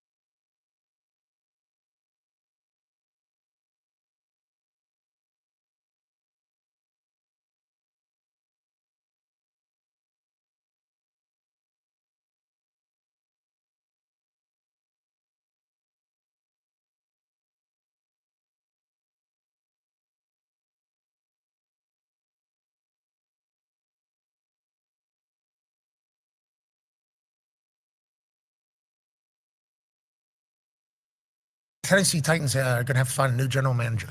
This morning, the latest firing in the NFL firing cycle here is Rand Carthon, general manager of the Tennessee Titans. If you do recall, his reign started with him walking into the Tennessee Titans building and everybody that works for the Tennessee Titans coming out and giving him a standing ovation. Yeah. Remember he and Mike Vrabel a couple of years ago, then he fell out of favor with Mike Vrabel, and then Mike Vrabel got fired. We signed with Rand Carthon. Rand Carthon brought in Callahan, brought in Will Levis. Now all of a sudden they're siding with Callahan. Callahan was sticking around. Rand Carthon's getting fired. And this is from Jake and Ball, who I would assume is a oops, sorry, I get choked up about this because the AFC South is in such disarray. Yeah, sure. I assume he is a Tennessee Titan fan. 2022, the Tennessee Titans sided with Mike Vrabel and they fired John Robinson, who traded A.J. Brown away on draft night, if you all remember that. 2023, they forced the marriage of Rand Carthon and Mike Vrabel. Hey, we're going to side with Mike Vrabel. We're not going to take any of your input on who the general manager is going to be. This is going to be the guy. You're going to like it or not. Then they side with Rand Carthon. They fire Mike Vrabel, who's now being talked about for every head coaching job, obviously, after consulting with the Browns. Then they let Rand Carthon pick Brian Callahan. This is going to be my guy. Callahan brings in his dad. Obviously, they're going to turn it all around. Now in 2025, they side with Brian Callahan. They're firing Rand Carthon. It's just kind of one of these. You know, it's just kind of one of these down there. And somehow, after looking at this, I don't think anybody would say that they're in the worst position in the AFC South at this exact time. I disagree. I think they are in the worst position in the AFC South. That was Pat McAfee today. We got some quotes from Chad Brinker from TD. TD will be here at 4 o'clock. Quote, this is on Twitter at @TDavenport_NFL. Titans Chad Brinker on retaining Brian Callahan. But I got to tell you, Ian, is that your question for Brinker, is why are you keeping Brian Callahan? My question? Like if Chad Brinker held a press conference, which of course, and again, this is another stick up my ass today. Well, who's making that call at this point? I don't even trust Brinker to be making the hiring and the firing of the coach. So I don't even know if he would know the answer. Well, the stick up my tush right now is the fact that the Titans waited a day to make this decision on Rand Carthon. Again, I told you guys yesterday, I heard Rand was getting fired. But the Titans waited a day to make the firing. They make the firing on a Tuesday. Everybody else makes their firings on Monday. And I'm like, okay, well, surely if Brinker's in charge, there will be a press conference today. No press conference today. Because of course there's not a press conference. God forbid they have a press conference where they actually explain why they did what they did and they try to win back some of the fans. But apparently, Chad Brinker on retaining Brian Callahan, quote, obviously this wasn't good enough, and Brian knows that. All of us got to be better, be included. There's a lot that goes into this role, from building a culture to assessing current and future talent to building trust and communication. A lot goes into this role, from building a culture to assessing current and future talent. Oh, I guess TD wrote that again. To communication, putting together a high-level staff, and putting together and creating alignment from coaching to scouting to ownership. We just felt like another year to grow into that, and we're going to need to see that growth. We believe in Brian, and we think he's going to get there. You know what's funny is, as of today, Chad Brinker has the authority to say, we believe in Brian Callahan, and we need to see this, and we're expecting, and we're, and this, and that, and we this, and we that, and we. And this time, 1 year from today, it will be somebody else saying that about somebody else after Chad Brinker gets fired, because that's what happens around here. In fact, less than a year ago, I told you guys this was going to happen because, again, this is how the Titans do things, the constant shifting of the management structure. Ian, if you could, this was January 24th of last year, in which the Titans put out a statement saying Callahan was the coach, Rand was being promoted to executive vice president with final say of the roster, and Chad Brinker was being promoted to president of football operations. This was the new alignment management structure, and I told you, and a year from now, we'll be right back in the same place. But the one thing I'll say about all of this, all these plans that they have, this grandiose vision, today we are on a new path. Have you noticed that they've done this now once a year for each of the last 3 years? 2 years ago, it was, we're signing John Robinson and Mike Vrabel to dueling extensions because we want these guys together. We want them running our football operation for years to come. Then Mike Vrabel got promoted because at that point he was just the head coach, but now he's the head coach plus, like one of these streaming services. Oh, no. That's head coach plus. That's $5.99 a month. And they brought in a new GM and collaboration. Nobody has final say, or we're not going to tell you, or whatever it was. That was the vision. You will see. And now here we are a year later. Rand gets promoted because, again, he's executive vice president now. He's been promoted. And this is the way it's going to work. So they keep telling me all this stuff, but then they keep changing their mind, and they keep changing their mind because some of the things they do, it doesn't seem to work. And here we are a year later, and they've changed their mind once again. And this time next year, they'll change their mind, and it'll be different again. But who knows? Miguel Texan, very important question. Ian, into the text line from Miguel. Okay. Miguel says, Jared, does this mean no more T-hats? The Rand Carthon knockoff Titan hat, the T logo. Does this mean that those T-hats are gone for good and gone forever? Good question. I will say that the T-hat pissed me off. I hated the T-hat. Again, I wouldn't fire somebody over it, but I hated it. I hated the fact that, again, it was like a knockoff Titans hat from Walgreens. It's like, well, we don't really have the rights to make Titan hats, so we're making these fake Titan hats. We're selling them for $19.95.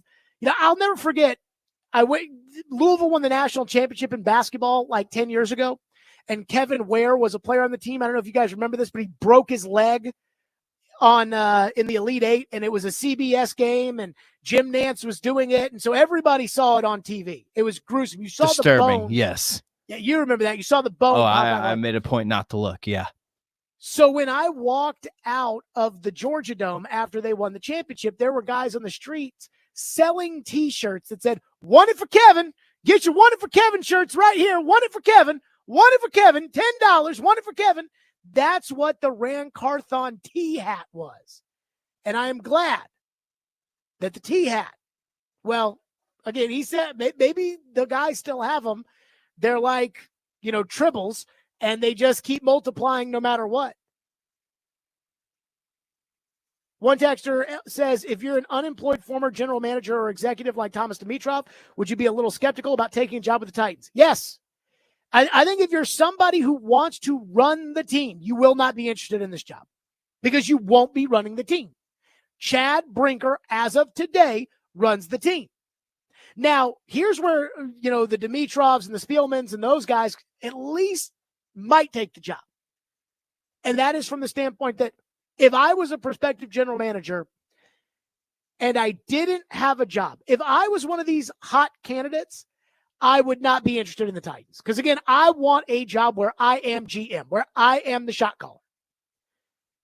But if I was a guy who was out and I was trying to get back in, I would consider the Titans because, again, with this culture of backstabbing around here, all you have to do is wait a year. She's going to be out on Chad. Then you become the flavor of the month. And then you get a shot. So I would at least, keep that in mind. 615-737-1025. TD is here for the TD Power Hour, an emergency edition of the TD Power Hour. And what TD has heard. We'll get to that next. Stillman and Company, 102.5 The Game.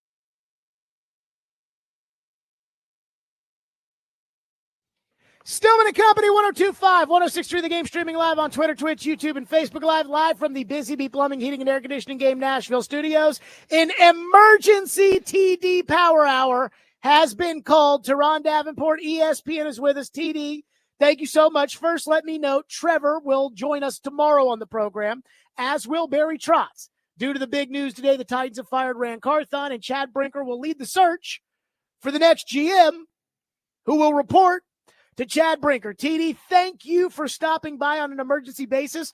I hear we have a Delaney Walker bobblehead doll for you to thank you for your hard work here. Hey, TD, listen, let's I'll start. take it. There you go. Let's start right off the bat with this. What are you hearing after the news today? Yeah, so it is obviously a situation where you saw somebody was going to be held accountable for the past season. It was the second worst season in the last decade, right? You know, they went 3-13 in 2015, 2-14, or 2-14 in 2014. So obviously it wasn't good enough. I think really what's going on now, there's question, okay, well, why is Brian Callahan retained? What are the roles going to be? How did you arrive upon this conclusion? And those are really the main things that needed to be solved. And the vision is intriguing. I mean, a draft, develop, and retain, and there's a patience aspect to it. But for me, when I look at this, you know, the patience aspect, what happened to the patient aspect to the guy who just got fired in Rand Carthon? And why do you discard one and not the other, right? In Brian Callahan, or even you could include Chad Brinker in this, but I don't include him because he's the one making the like he's a big part of how things are going to be decided upon going forward. So do we know how this went down as far as, you know, did Amy fire Rand? Did Amy pass that on to Chad to fire Rand? Because the whole power structure with Rand and Chad always had a certain level of ambiguity to it. And then with this, it's almost like the Titans are saying today, again, when it comes to the term general manager, I mean, they can say they're searching for a general manager. If Chad Brinker has final say of football stuff, he is essentially the general manager. So what do we make of that? That's the interesting part of it, among other things, because, you know, you look at basically, and here's the thing, all year, the dedication was to, okay, there's a need to retain draft picks, have to acquire draft picks. That's the currency that you want to have a lot of, which is understandable because you want to build through the draft. And so that is something that carried over, but not everything has carried over. And now you look at the responsibility of the general manager. What I was told is the primary responsibility will be overseeing the personnel staff, the coaching staff, setting the free agency strategy and the draft strategy, as well as integrating coaching into the process of all that. And Chad Brinker was very definitive that it is a real general manager position. He also talked about the draft, develop, and retain part of it, and they felt like the development wasn't going. The draft capital obviously hasn't been there. You want more picks in the top 100. They only have 2 as of right now, and so the whole idea, as far as with Rand Carthon, it wasn't good enough. It wasn't happening.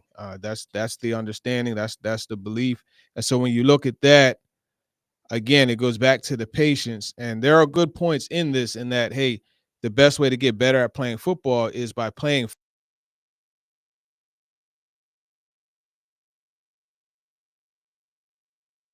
Happened there, and I'm like, okay, how do I know they're going to be patient enough for me to play James Williams as opposed to Kenneth Murray Jr. or whatever? You know what I mean? The younger player, to develop him. And if that is a part of us not winning, how do I know I'm going to be able to see it through and be one of the people that are retained once they have the desired mission, you know? So I guess what I'm saying is, or I guess what I'm hearing is, I hear what Chad Brinker's relaying. Like, I hear what he's saying about, no, this is a real general manager position. But if the real general manager doesn't have final say on who the team picks or who the team signs, then it's not a real general manager position. Bingo. And that's where I kind of have this hard time with understanding, which is, okay, so Amy tells us it wasn't good enough, so Rand has to go, which is absolutely something that I don't disagree with. But at the same time, you're telling us that Chad Brinker, and I'm not saying you're telling us, but they're telling us that Chad Brinker did do a good enough job over the last 2 years. This is the problem that I doesn't make any sense to me. And that's a good problem, because when I look at this, I see the two attached at the hip, right? Entering into the building. Because what was Rand Carthon? Who was his first hire? It was Chad Brinker. Bingo, right? So now what you have is this move was made, and then there was a distribution of labor, so to speak, to where, okay, you know what? All roster responsibility is going to fall on his plate. He gets this promotion, and it's a situation where he can still be involved with the roster, but he's not going to have the final credit, so to speak, for it. And it doesn't go right. And now Rand is gone, and now Chad gets to look for the next GM, who's going to in turn just have to answer to him anyway. So I know how like you like to mention Thomas Dimitrov, you like to mention Rick Stillman. Do you think if you were them, would you come here?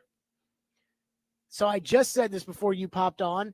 The only reason that a guy who's out might take a job is to get back in and to think, well, in a year she'll turn on Brinker and then I'll be the guy that she puts in charge. But that's the only reason.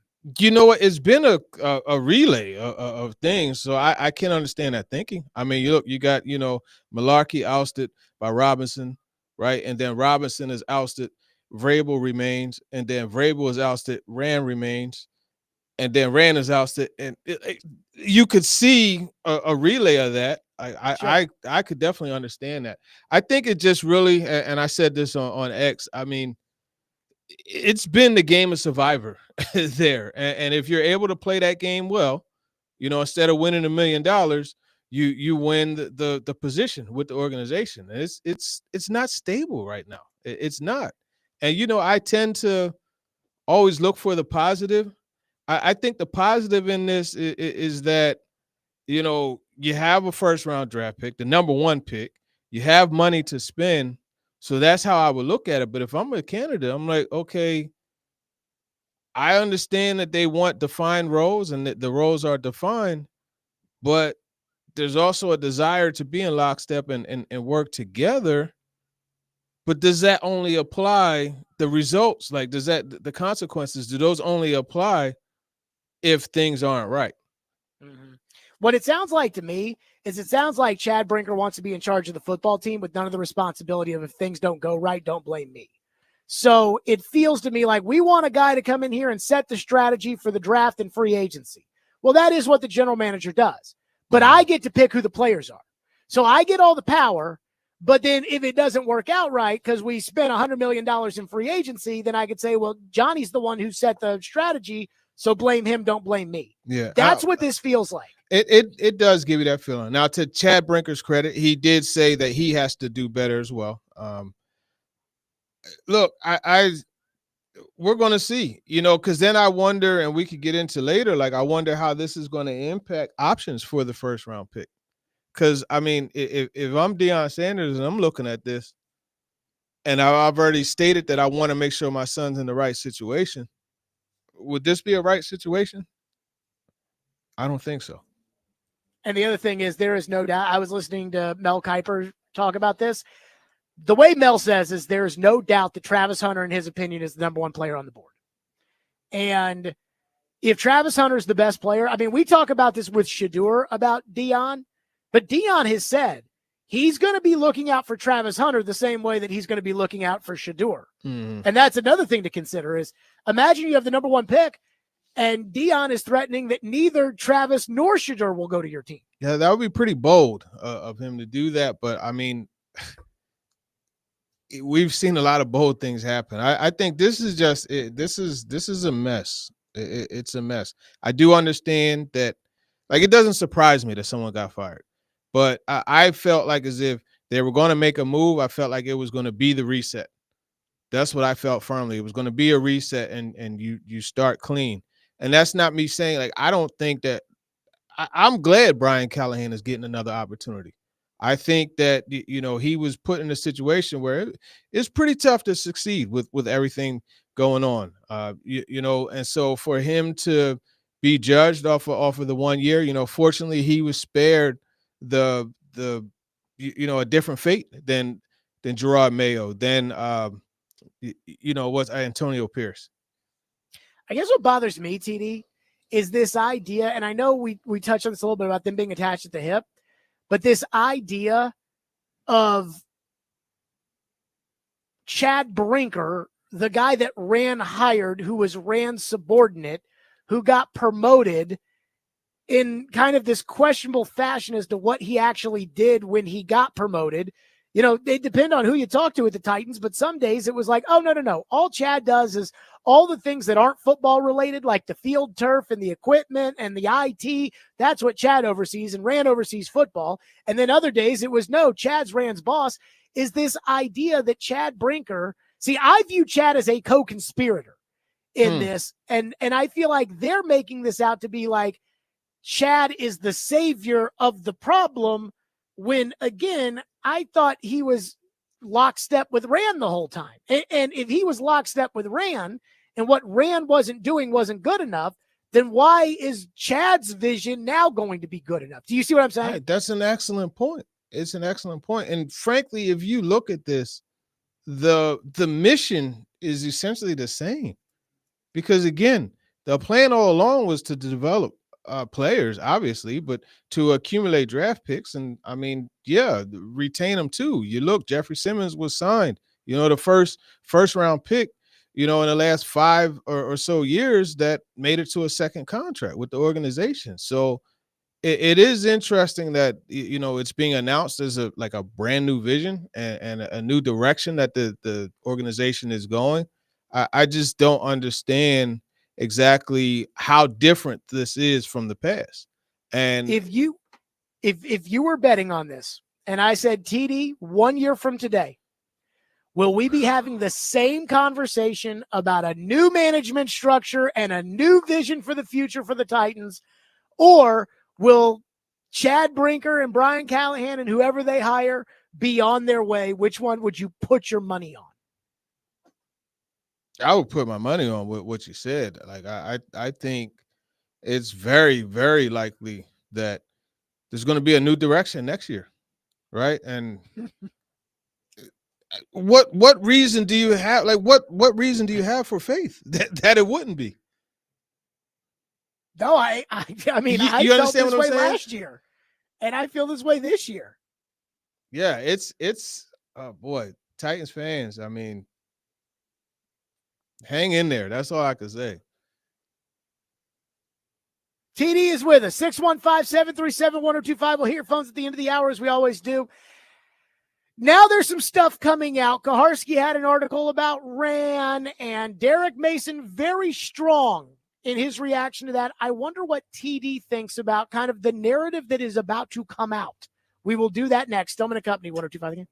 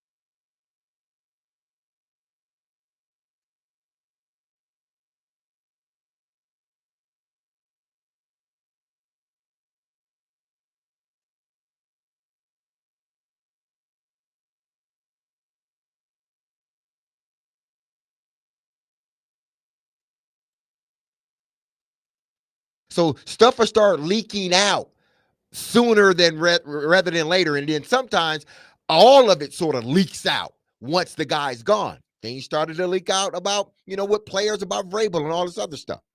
It's just odd that you mentioned, again, because I think it's coming from Brinker. I'm going to say that because not many people are on that plane. I know this for sure. I know it for sure. Not many people are on that plane that sit in the front. I'm going to tell you who's up there. Typically, it's the coaches, but not in the front. Like, they're behind the GM and the head coach. It's usually the GM, head coach, assistant GM. They're all there together. Like, they're all right there. And then, behind them, there may be some other coaches. And then typically, like in Baltimore, a few players got to sit in first class. The more veteran players got to sit in first class up there with the GM or whatnot. So there's not many people in that front seat. So when you see, that's why I like listening.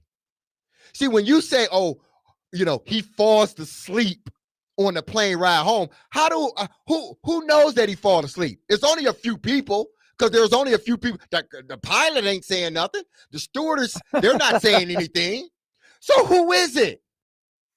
That was D Mace earlier today in reaction to a column that Kaharski wrote, some hard truths about Rand Carthon as the Titans say goodbye, including a story that Rand would sleep on the plane home on the way back. There was also a story about how Rand left Will Levis's pro day workout at the University of Kentucky early, and so on and so forth. So, TD, you could tell how upset D-Mace was hearing that story. I'm just going to ask it straight up. Did Chad Brinker stab Rand Carthon in the back? Because there is, I hate to say it, it kind of feels that way to me. I don't know for sure, but I think so. I think that's what happened, at least as far as like that information coming out. I would venture to say very firmly that is coming from Chad Brinker. Here's the deal, right? And look, the GM really well, Floyd. You know him really well. Classic football guy, right? And typically, would you be able to imagine him watching film on a laptop or a tablet? I mean, he'd make them, they'd do it for it, like they'd set it up for him, but I know what you're talking about. There's a certain degree of old school football guys sure that you typically look at this and you had a clicker in your hand and like that's the way you watch film. Ironically, one of the things I remember joking with Rand about was how he hated to watch film on a laptop or an iPad. I mean, not everything you see is for a reason that you think it is. You know what I mean? He didn't watch film. Here's my thing. He didn't watch If film you on a don't plane like because that- he doesn't like. Yeah, and if you go ahead, say it. Well, I mean, if you don't like it, why aren't you telling Paul that in week 8? Why are you waiting until the day that he gets fired? Why at the funeral are you? I knew that's that's why I said go ahead and say it, because I knew that's exactly where you were going to go. But I think Mason is correct in that, a lot of times after something happens, information comes out.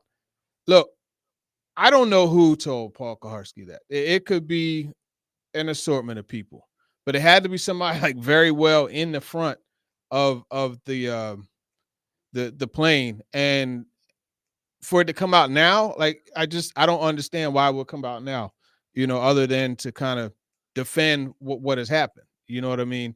But I don't know. I don't know who could be feeding them. But I think you look at this idea of him leaving the Kentucky's pro day. Now I asked specifically about it. I talked to Rand about it. I said I need to know like what's going on. And one thing you got to remember, right? The SEC network had that pro day. And so the broadcast and the event itself, it went on an extra 30 to 35 minutes longer than originally intended. So he left early before the pro day was done because of the fact that he had a family obligation. But then you also look at, ironically, when he was in Kentucky earlier that year, like nothing is said about that. the trip he went to Kentucky to look at Levis, right? Nothing is said about that. I just think information is always interesting because it's a lot like stats where you could use it to paint a lot of different pictures. There's a lot of different pictures that could be painted. And, no knock on PK because he was just reporting what he was told. And that's Sure. what you're supposed to do. He did the right thing by reporting what he was told. But I think you got to remember information can be used to form a lot of different narratives. So I don't think everybody that plays for the football team, coaches the football team, runs the football team, I don't think they all have to be choir boys. I mean, it would be nice if, I said this yesterday, if every coach could be Jay Wright, it would be very, very nice. They're not. I get that.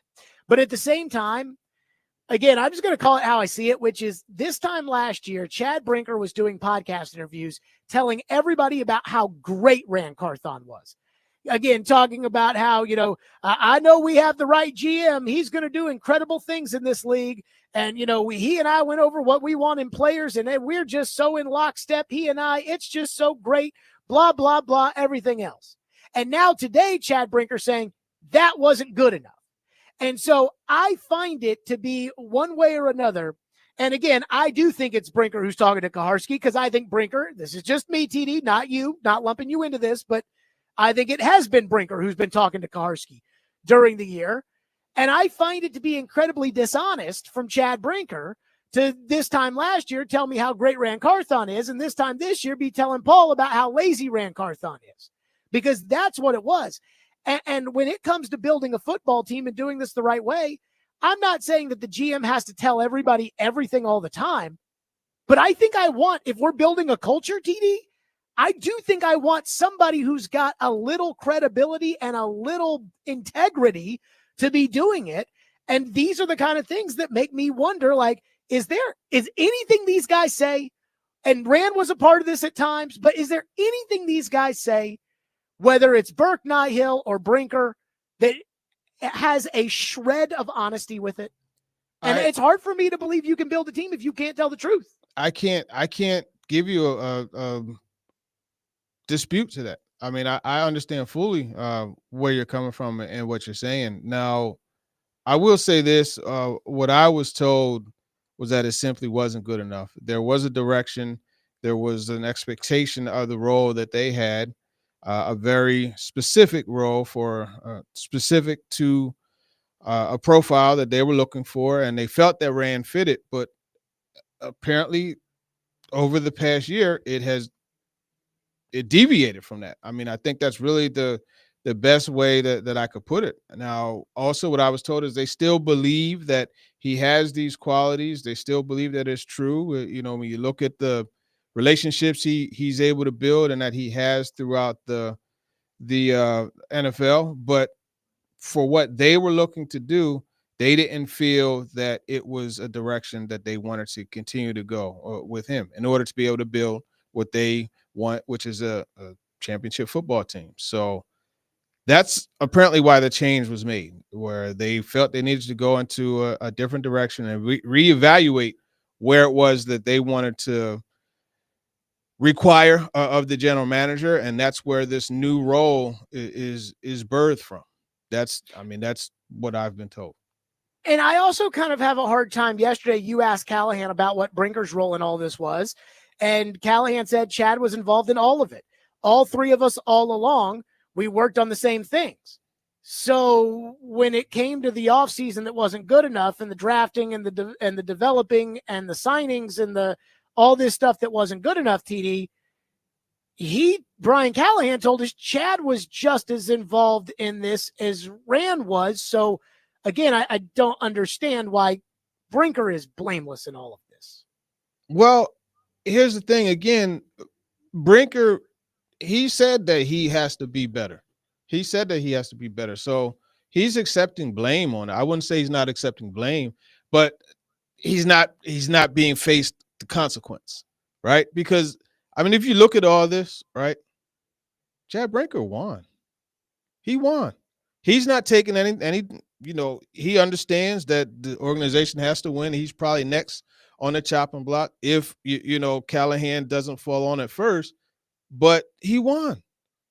He won. He gets to choose the next general manager, but then he also gets somewhat immunity if things don't go right, because so true. It's like, okay, well, if you choose this next general manager and things don't go right, who is it that's going to fall?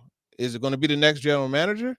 I don't think that would be the case, because it would be hard to imagine paying 4 guys to do one guy's job. They're already going to be paying 3 guys to do one guy's job, right? Rand Carthon, John Robinson, and whoever next. And that's if Robinson doesn't get a GM job. And we know he's starting to get in the in the mentions there. But you're going to be paying 3 guys to do one guy's job. I would be surprised if they end up paying 4. But the fact of the matter is, as I said, the immunity is somewhat there for Chad Brinker. Oh, I mean, Brinker's done a fabulous job at playing the game. Now, as far as, building a team that can play the game, that is what kind of bothers me a little bit. TD is with us on the program for an emergency TD Power Hour. Coming up next, what about the next general manager? Is there a light at the end of the tunnel? Is there something? We'll get into that with TD next. Stillman & Company, 102.5 The Game.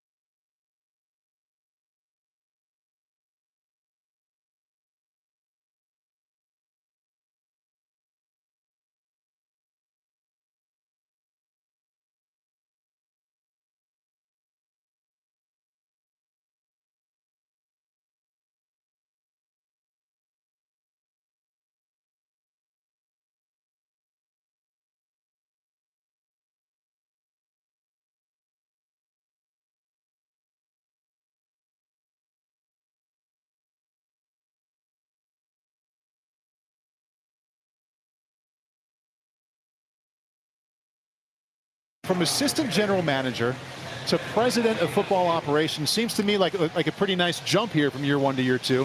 What does your new job entail?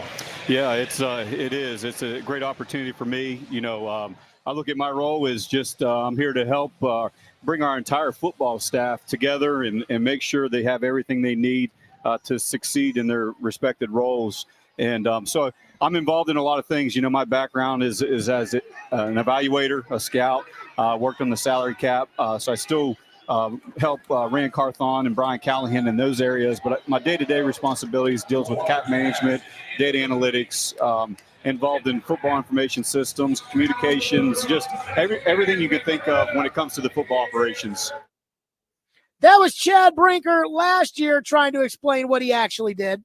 And so now his job will be hiring the next general manager for the Titans. Paul Kaharski has a piece up at paulkaharski.com saying why Chad Brinker is not the new Titans general manager. And then Pro Football Talk, Mike Florio has a headline up. Chad Brinker is the new Titans de facto general manager. So, TD, I'm going to ask you this question. The Titans are going to go out of their way to hire a general manager and to sell it as the general manager of the Titans. But I do not see the next guy being hired as general manager as a traditional general manager. The way John Robinson was the general manager, the way Floyd Reese was the general manager. So I ask you this question. What do you expect of the new general manager, and how much does it actually matter that they're going to technically add a new general manager if Chad Brinker has final say? The role to me, is assistant general manager. That's what it is, because you're going to have the opportunity to have some input. But let's say that there is a guy, let's say it is a guy that comes from Green Bay and Christian Watson becomes a free agent. And he's like, man, I know from being in the building, Christian Watson, I know we want to sign him. If Chad Brinker doesn't want him signed, guess what's not going to happen? He ain't getting signed. So why would you, and that's what I'm saying, like, why would you want that role? But then here's the thing, right? Let's say you do get the green light for that guy to get signed, and it's one of 2 or 3 signings that don't get well, that you get the green light to do, and they don't do well. Guess who's probably going to be gone? You're in a lose-lose situation. I wouldn't want that job. I don't really understand what the job description is. Again, I'm reading through Paul's article who talked to Brinker, and I know that you had some quotes up that you talked to Brinker and the Tennessean talked to Brinker, which makes me think Brinker is doing the media rounds, talking to the beats, but not necessarily doing a press conference, which is just so Titans. But apparently the primary responsibilities of the general manager, according to Chad Brinker, will be to oversee the coaching staff, oversee the personnel staff, free agent strategy, draft strategy, and integrating coaching into the scouting process. So basically everything except making decisions for the team. In essence, yes, because what has also been stated, the final decision will be Chad Brinker's decision. So it's a very, and this is something across the league. There are concerns. Josina Anderson posted something today, just about when this kind of new role or hierarchy was somewhat defined. She said, like, this is an area of concern across the league. Other people have talked about that, and it's something that they're concerned with as far as going and taking the job, like interviewing for the job. So it's just like, I don't know who they're going to get. I wish the organization the best. You know what I mean? I'm not out to wish ill will on anybody, but I don't understand it. But then also, when you look at this new direction that they want to go, again, it just seems it's kind of being trumpeted as like some new type of thing.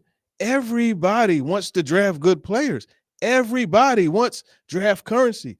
Everybody wants to develop said players that are drafted. Everybody wants to retain a player that's drafted and developed. Like, what is new about this? What's funny is I remember when Rustin Webster was let go or his contract wasn't renewed or whatever, and John Robinson came in. It wasn't like when John Robinson got hired that there was all of a sudden some new secret to how to build the football team. It wasn't like John Robinson came in here and said, everything we've ever done before, we're not doing anymore. We're going to do it this newfangled way. And yet every year for the last 3 years, it feels like the Titans have had some newfangled way. And there's a quote in this Kaharski article, quote from Brinker. We need a general manager. The general manager of the 1990s is not what it is now. This thing has grown. It is huge. There are a lot of different things going on. But at the heart of it is the player acquisition and the coaching. Yes, this is a very, very important job, just like head coach. These are the two key positions in the football program. He said, I didn't arrive at a clear understanding of why Brinker doesn't want the key front office position in the football program, period. Even Paul added that in there. I mean, again, when he says this isn't the general manager of the 1990s, really? Because it's not like Houston where Nick Caserio is the general manager, needs 13 people around him, right? Like everybody has assistant general managers and director of scouting. And, Ryan Cowden and Monty Ossenfort had those roles here in the You see what I'm saying? Absolutely. There's layers to it. You know what I mean? And I think the layers are established. It's just like, I put it this way. This morning when you went to go outside, right? You had your T-shirt on, then you put a hoodie on, and you probably put a coat on over top of it, right? Layers. I'm good with just the hoodie, but yes. Okay, so all right, you had a tank top on, you put the T-shirt on, and then you put the hoodie over top of it. I think in this case, what's happening is if you splash water on that, the hoodie's going to get wet first, the T-shirt might get wet, but the tank top is always going to be safe. And I think that's what you have right now. Chad Brinker is the tank top. He's good. The head coach is the hoodie. The next general manager is the T-shirt. And Chad is the tank top. I think he's managed to get himself in a situation where he's insulated. He has the final say, but I don't believe I want to see if things go wrong. Will that final say end up being held to the fire as opposed to the person who had to work with the final say, if you follow what I'm saying? Paul writes, according to this is what Brinker said, quote, this is a real general manager job. Paul writes, when I pressed him, he added the caveat, quote, but I've got final authority on all football related matters. Paul writes, the Titans seem a bit put off as to why this caveat creates so much of a question. I mean, look, I remember when Tennessee was trying to hire a football coach with the whole John Curry and, Greg Schiano and whatever, that whole thing. And Floyd said back then, he goes, if I was the AD and you told me I couldn't hire the coach I wanted to hire to be the football coach, I would tell you then you need to fire me because I'm the athletic director and I'm the one who picks the coach. And if you don't think I should pick the coach, you have to fire me and you have to pay me. And now I think the Titans are like, we've created a general manager position, except you don't get to be general manager.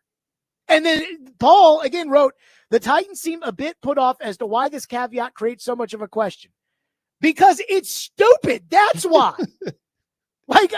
This idea that someone's going to want the job to be GM, but they don't actually get the single most important part of being GM. And the Titans are like, why wouldn't somebody want this job? It's unbelievable. I'll give you two. Now, in one of Paul, I heard him mention one candidate that I think is actually pretty accurate, and that's John Eric Sullivan, who is the VP of player personnel with the Packers. Obviously, a long-standing relationship with I almost said John Robinson, with Chad Brinker. But one guy that I think is Lee Gissendaner, and he's a player personnel executive. He has 24 seasons with the Packers, and this is his current he's in the third year currently as a senior personnel executive. And this is a guy who, because you want lifetime scouts, right? He joined the Packers in 1998, so he's definitely a long-time scout. He's a guy who played for in the NFL, in the CFL, in the World League. I think he would be a guy that would take the position because his name isn't really getting mentioned as much like in other GM jobs. So and he has a past history of working with Brinker, and he fits all of the things that Brinker said. I think he's someone that would definitely be a good candidate. Now, whether or not that works is a different story, but I mean, that's how I look at it. All right, questions for TD. We'll hit them next. What a Fakakta situation with the Titans. We'll continue. Stillman and Company, 102.5 The Game.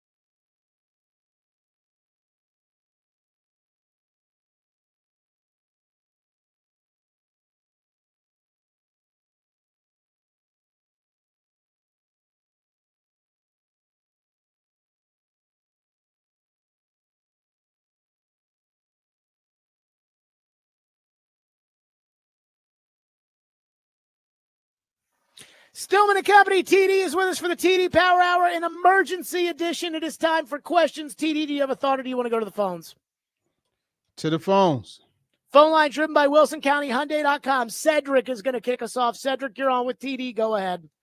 What's up, man? Happy New Year to y'all, fellas. Listen, everybody talks about culture at the Titans and creating this culture. And I've said this on this show before. The people that talk about culture are the people that don't have a great culture. Amy Strunk took over in 2015. We are on our sixth change under her leadership. 3 GMs, 3 coaches. And you think, Amy Strunk, that is not going to carry over to the field? You think these players don't feel that we are unhinged? The term that everybody uses now, emotional maturity. We don't have emotional maturity at the top. We never have under Amy Strunk. Dude, this is a terrible day. It's a terrible day for consistency. It's a terrible day for what's going to carry over on the field. Next year, Callahan's getting fired, and we'll be on our 7th change. Dude, I just don't know how we can fix this. The definition of insanity, whatever that thing. I feel like George Bush, fool me once, shame on me, fool me, can't get fooled again. That's how I feel every time Amy Strunk makes a decision. TD, you can speak on that, man. Bro, I'm out, man. Said that's my guy right there. He always spits the truth. Look, man, the bottom line, like, I hope Callahan is able to stick around, because he's a guy that worked for the shot. He's got the shot. It's been tough, obviously, but I hope he can stick around. But, here's the thing. There have been a lot of change, and a lot of it has been, impulsive. And at some point, you do have to fix that. I would say this also. Players are not happy about this. I've talked to a few players who are not happy about this decision.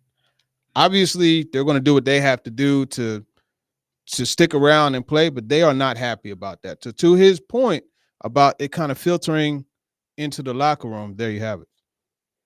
TD, the Canadian Titan asks, and I think this is a really good question. Is there any way for Amy Strunk and Chad Brinker to garner serious favor going into 2025, or is the writing on the wall already for this to fail and more heads to roll next season? I wouldn't be surprised if more heads roll next season. Again, like we gave the analogy, right? Brian Callahan's the hoodie. He's the first one exposed to the danger, so if it doesn't go right, yeah, I could definitely see that being the case. One texter says, TD, what is the story Derek Mason was talking about with Chad Brinker preventing Rand Carthon press conferences?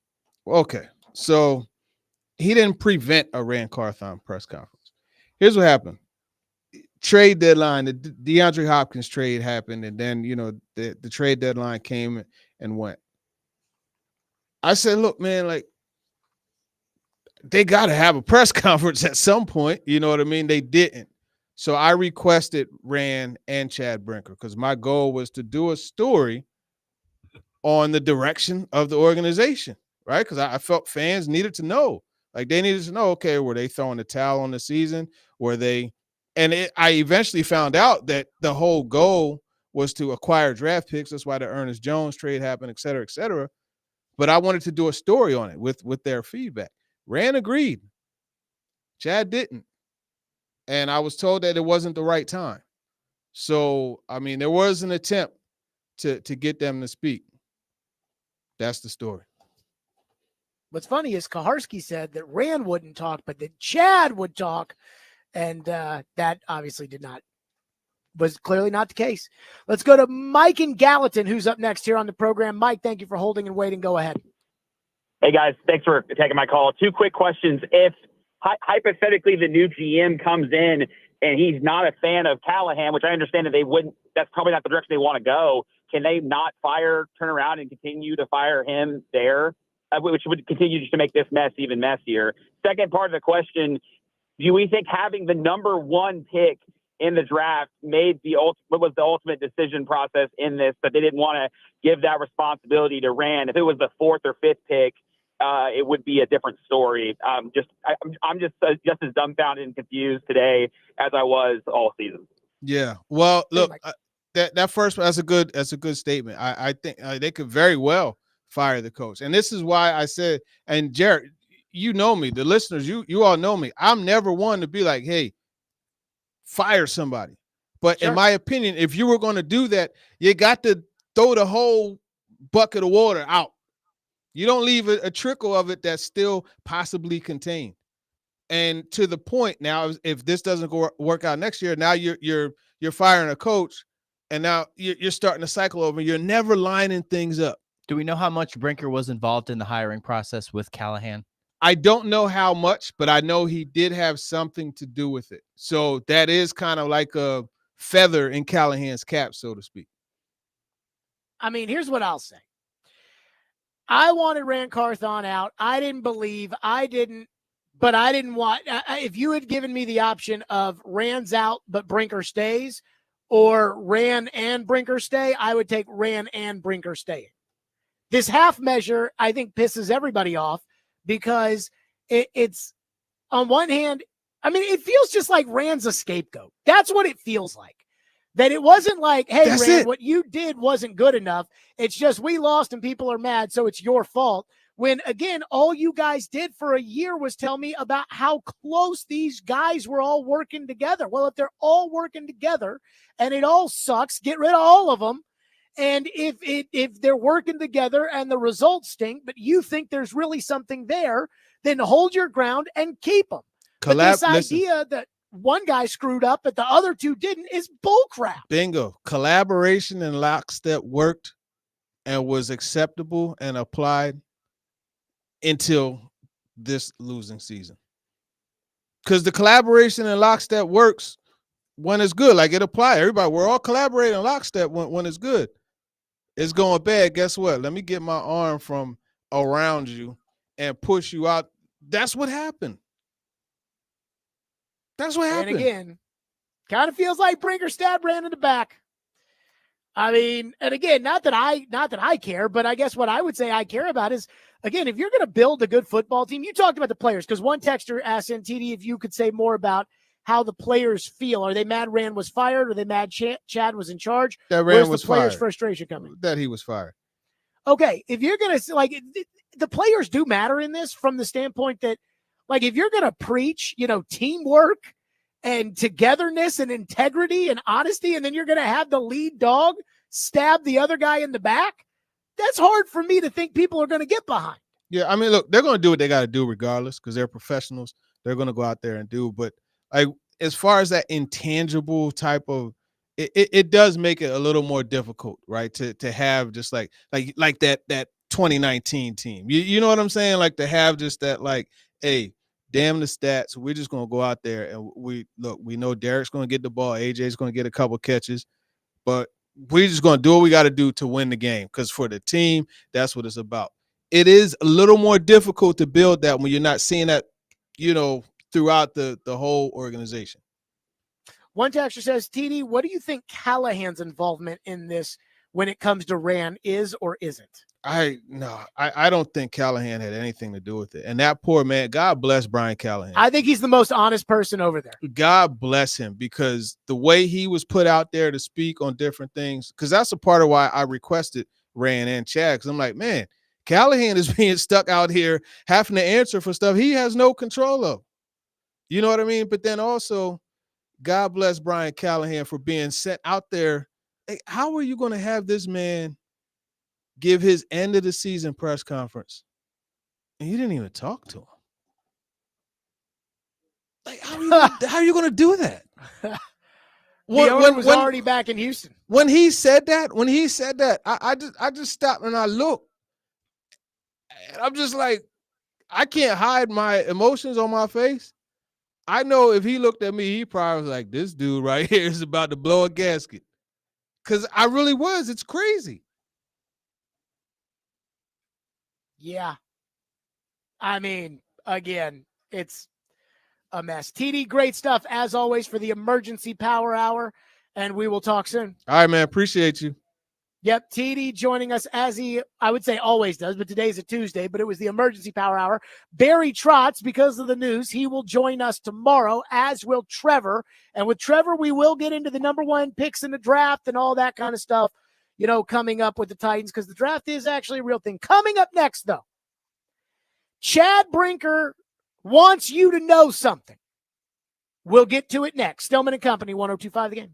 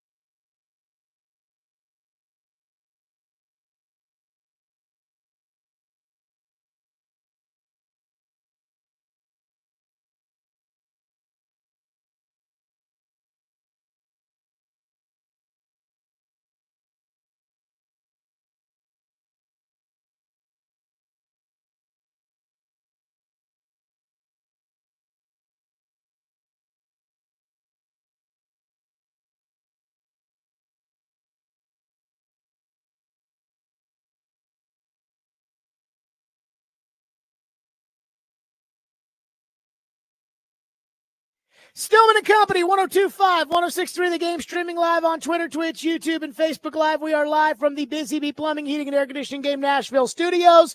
Today, Rand Carthon has been relieved of his duties. He is out. Does that mean a new future for the Titans? Do you want the truth or do you want what the Titans are trying to sell?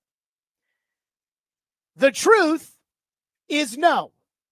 There is not a new future, a new path, because Chad Brinker, who was hired by Rand Carthon to be his assistant general manager, was promoted to president of football operations, hired Brian Callahan. Chad Brinker is now in charge of the Titans. Period. It's the same vision. It's the same people. It's the same everything. It's just Rand's not in the room anymore. But the Titans don't want you to think that. The Titans want you to think the opposite. PaulKaharski.com, why Chad Brinker is not the Titans' new general manager. Chad Brinker helped hire Brian Callahan, PK writes. So why doesn't the Titans' president of football operations, a role that was just created last year, simply become the team's general manager as the team moves on after firing Rand Carthon on Tuesday? He and Callahan would certainly be aligned. Brinker said things have developed and are simply too big in an NFL front office for one person to take on everything anymore. Paul writes, I didn't arrive at a clear understanding of why Brinker doesn't want the key front office position in the football program. The primary responsibilities of the general manager per Brinker: 1, oversee the coaching staff; 2, oversee the personnel staff; 3, free agent strategy; 4, draft strategy; 5, integrating coaching into the scouting process. This is a real general manager job, he said. But again, Paul writes, when I pressed him, he added the caveat, but I've got final authority on all football-related matters. So again, I want you to think about this. Chad Brinker is telling you, I am not the general manager. We want a real general manager. But when you think general manager and I think general manager, and when we're talking about a real general manager, we think of the guy who decides who's on the football team and who coaches the football team. Now, the truth about any of these organizations is that the coach and the GM are always working together. If you're going to run the run and shoot as a coach, you have to talk to the general manager because Derrick Henry probably doesn't fit what you're trying to do. The owner is always involved. When it comes to the Predators, for instance, and firing Andrew Burnett, if that's something that they were going to do, I guarantee you, Bill Haslam is talked to before Barry Trotz goes and does it. That's how it works in every organization, including the well-run organizations. The Steelers or the Ravens, they're involved there too. But this idea that the general manager, the job's too big for just one guy to be general manager, is complete and utter bullcrap. I mean, it's ridiculous. I have the front office of the Washington Commanders pulled up right in front of me. We can say the Commanders are pretty well run, right? I mean, they were terrible. Got an owner in there that has a clue, hired a general manager, and now I think they're doing okay. Here's what they have. Adam Peters, general manager. Lance Newmark, assistant general manager. Brandon Sosna, senior vice president of football operations. Martin Mayhew, senior personnel executive and advisor to the GM. And Doug Williams, senior advisor to the general manager. I don't see anybody in there that's special president envoy to the head coach, general manager, Esquire. No. Adam Peters runs the Commanders. That job's not too big for him, but apparently it's too big here. And here's what this is. And this is why Chad Brinker has the title that he has. Because Amy Strunk is wowed by corporate bullcrap. Again, it's like a politician. Somebody says a bunch of words, but it doesn't really make sense. And then there's somebody in there that just drops their jaw and says, wow, that's Amy. That's why the statements that came out today from the Titans, from Burke and from Chad, were so convoluted. Because that's what these guys are. They're suits who tell you nothing but say a lot and thus make you think, wow, these guys might actually be smart. I used to think that too. I'll tell you something. When I first started talking to Burke, when I got to know Burke Nihill a little bit, I was really impressed. I really was. I thought he was a bright guy. I thought he was a straight shooter. I thought he was all these things. And somebody told me, they said, oh yeah, that guy, he is the biggest snake. I said, you gotta be kidding me. They said no. And now I'm starting to see the corporate suitness and the, one day he's in our studio saying John Robinson and Mike Vrabel are great. And the next day he's out there firing John Robinson, or at least handing the phone from Amy to John to fire. They're guys you can't trust. In this instance, Chad Brinker is trying to sell you that he wants a real general manager to come in here and a real general manager to take the job and a real general manager to execute a vision for the Titans, but to do all of that without having the real power that comes with being general manager. And why does Chad Brinker not want that general manager to have that power? Well, because he wants it for himself. So again, Chad wants the new general manager to oversee the coaching staff and oversee the personnel staff. But if there's an issue between the coach and the GM, it goes to Chad. Well, doesn't the GM supposed to oversee the coach? That doesn't make any sense. Chad wants the GM to oversee free agent strategy and draft strategy. So when they draft a bad player, they can say, blame Johnny. It was his draft strategy. But again, does Johnny have the authority to make the pick? And the answer is no. I love the line Kaharski put in there. And nobody has carried more water for Chad Brinker over the last 5 months than Paul Kaharski. And he put in his column, quote, the Titans seem a bit put off as to why that caveat creates so much of a question. It creates so much of a question because it's the only thing that matters. The only thing that matters is who's in charge. And so, again, Chad Brinker is looking to hire somebody to do all the work so that he can take all the credit. He's looking to hire somebody to do all the work so that if it doesn't go his way, he's protected from the blame. That's what this is. Kaharski said on his live stream months ago, or maybe a month ago, that after one of the losses, Burke Nihill and Chad Brinker stood there talking outside the locker room or inside the locker room longer than any player was in the locker room. Were those two hatching a plan? How do we keep our power but relinquish any responsibility? Because that's what it feels like.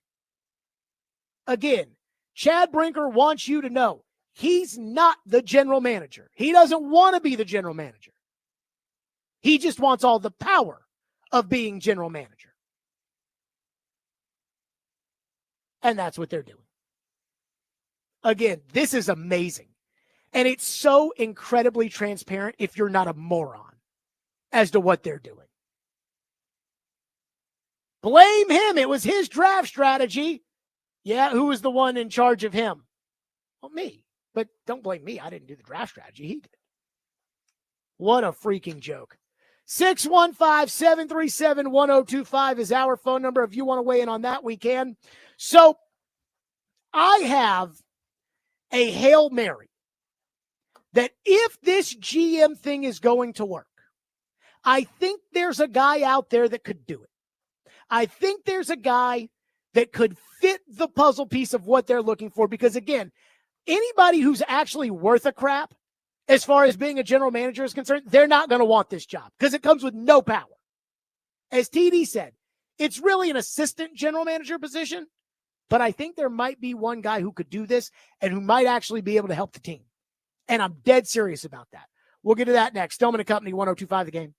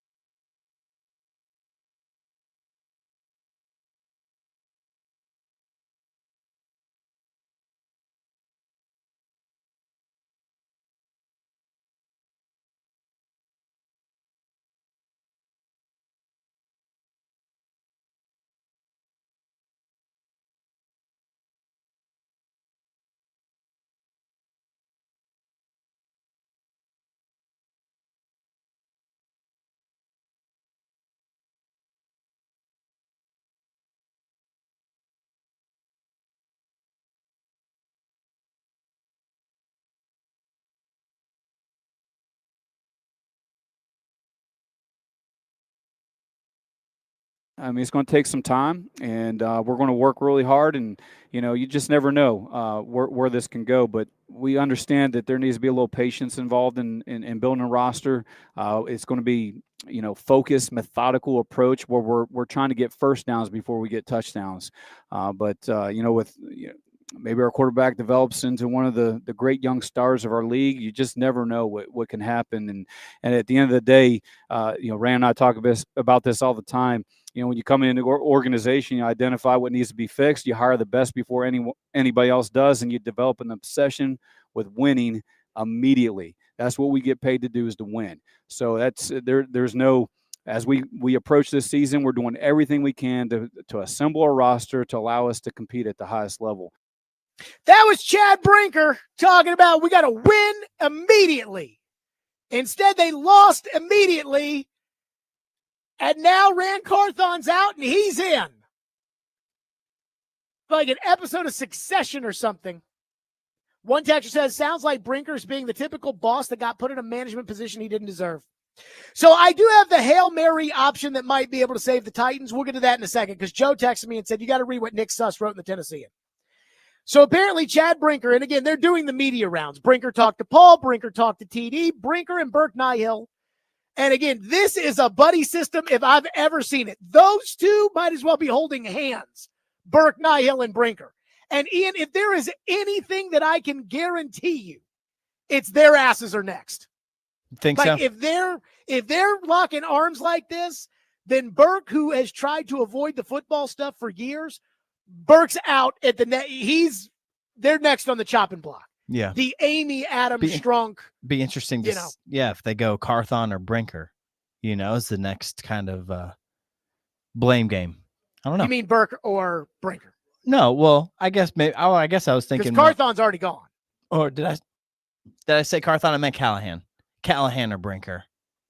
Well, if Brinker has it his way, it'll be Callahan. But yeah, again, I wouldn't be surprised if they just kept Callahan, fired Brinker, and started all over again. Who knows? And I'd be okay with that.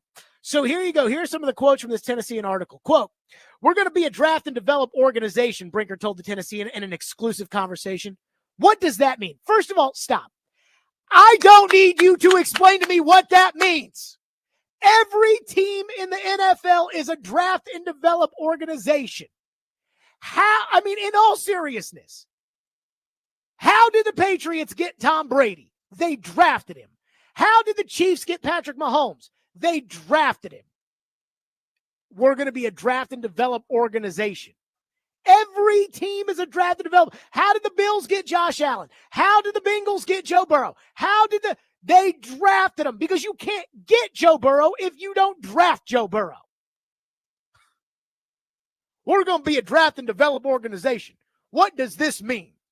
Okay. That's because they got all torched for the free agent class this year, so they're trying to backtrack. Who was involved in that? What does that mean, Brinker says? Number one, we're going to build the core of our roster through the draft. We're going to be selective in free agency. We're going to put a premium on finding playmakers, those players that impact the outcome of games, premium players in premium positions with premium picks. Oh, you mean not guards with the 11th overall pick? You mean not run-stuffing DTs with the 38th pick? And I believe you guys collaborated to pick those picks. Unbelievable. Plus, everybody told me those players were all good. Once we acquire those players, we've got to put an emphasis on development. Developing our young players means they've got to play, and you've got to live through some of those growing pains early and be willing to not only develop them on the field, but off the field. Number three, we're going to develop our best and retain our core performers. Draft, develop, retain. That's our vision. Again, whose vision is that not? How many people are like, you know what I want to do? I want to draft Patrick Mahomes, and then I want to let him walk in free agency. So when he's 27 years old in the prime of his career, ahead of 5 more Super Bowls, I want him to go play for another team. What are we talking about here? Like, these guys are telling you that the new plan is draft, develop, and retain? Like we're morons? Again, I think they sat down with Amy, told her that, and she was like, wow. Boy, I'll tell you, when you put it like that, I mean, again, this is a job that apparently is too big for somebody. This isn't the same job it was in 1990, Chad Brinker says, but God, what did Floyd Reese do with Steve McNair and Eddie George and Javon Curse and Keith Bullock and Derek Mason? And did they not draft those guys, develop those guys, retain those guys? I mean, give me a freaking break. I mean, Bill Walsh did that.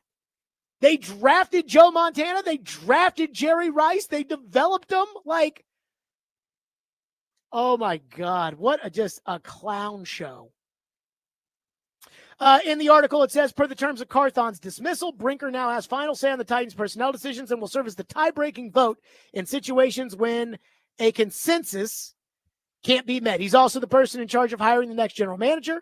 Despite the next general manager not having final say, Brinker maintains this is a real general manager position, one that his friends and contacts throughout the league have leapt to tell him would be attractive to candidates. My friends want my job where I pay them $1 million. Saying the idea of authority will not deter most candidates. You know what's funny is when the Titans went looking for their last general manager when they hired Ran Carthon, there was another candidate from the 49ers. His name is Adam Peters. And he decided not to interview that job. He decided, no, thank you. I don't want to interview for it. Why? Because he didn't want to work with Mike Vrabel. He wanted final say. Guess who's probably going to win Executive of the Year in the NFL? Adam Peters. And guess what? You can't get Adam Peters with this concocted system because you have the great Chad Brinker.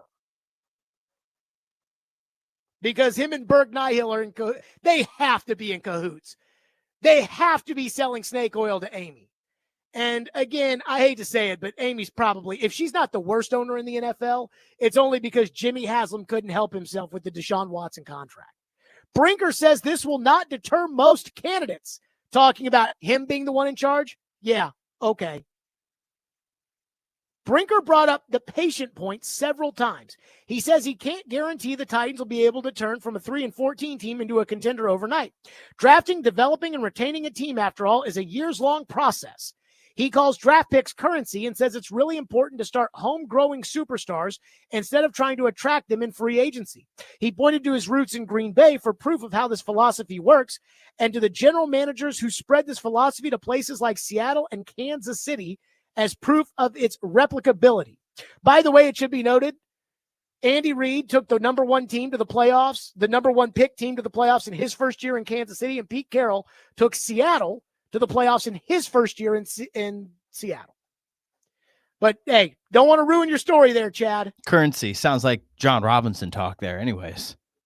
Again, like, at least with John Robinson, I mean, look, Robinson did a lot of stupid stuff, but he was a straight shooter now. You know, I mean, you got the, like, if I'm, as Brinker says, we're in a very prime position now.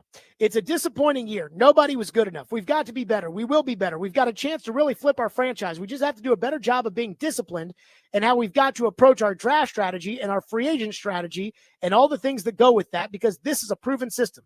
I can't promise you how quickly this thing's going to turn around, but I can promise you we have a plan, and we're going to communicate this plan, and then we're going to work our tails off to execute the plan.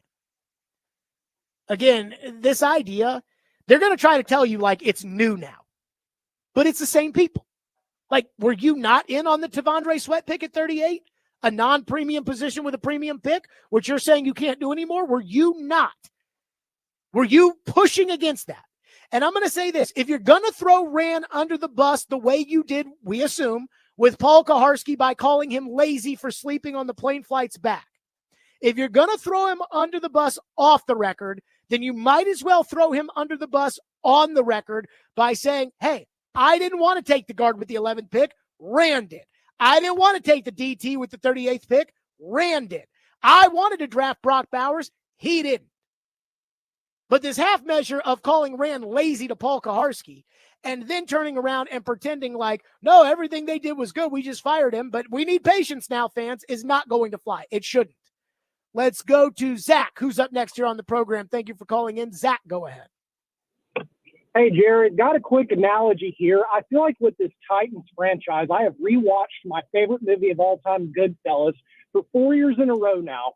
They keep promising us that we're going to have a winning season, a.k.a. Joe Pesci's going to be a made man, And every year somebody gets walks into that back room just like Joe Pesci is, and they get whacked. And this year it was Rand Carthon. Next year, we just already know that Brian Callahan's going to be the new Joe Pesci walking in that room, and we're going to watch the movie Goodfellas for the 5th time in a row now. And to quote the famous Ray Liotta, Chad Brinker is a made man. The others are not, and there's nothing we can do about it. Here's the thing that drives me crazy about Brinker and Nihil. Thank you for your call. Spoiler Steve alert. Underwood was a made man. You know, like Underwood was a made. He was here for 50 years. What the hell have Burke Nihil and Chad Brinker done to become made men to where they can't be whacked? But then Rand Carthon, Brian Callahan, Mike Vrabel got whacked, but Chad Brinker is, come on. Somebody's got to explain this to me. Because with me, the way I compare it to the Sopranos, and yeah, somebody new's getting hit all the time. 615-737-1025 is our phone number, 615-737-1025. Okay, so I do have a Hail Mary that may save this franchise. It may not because everybody involved so stupid, but if there was one, it might be the puzzle piece that actually does what Chad Brinker wants and not some slappy from Green Bay that he worked with that would really be an assistant GM. We'll get to that next. Stillman and Company, 1025 The Game.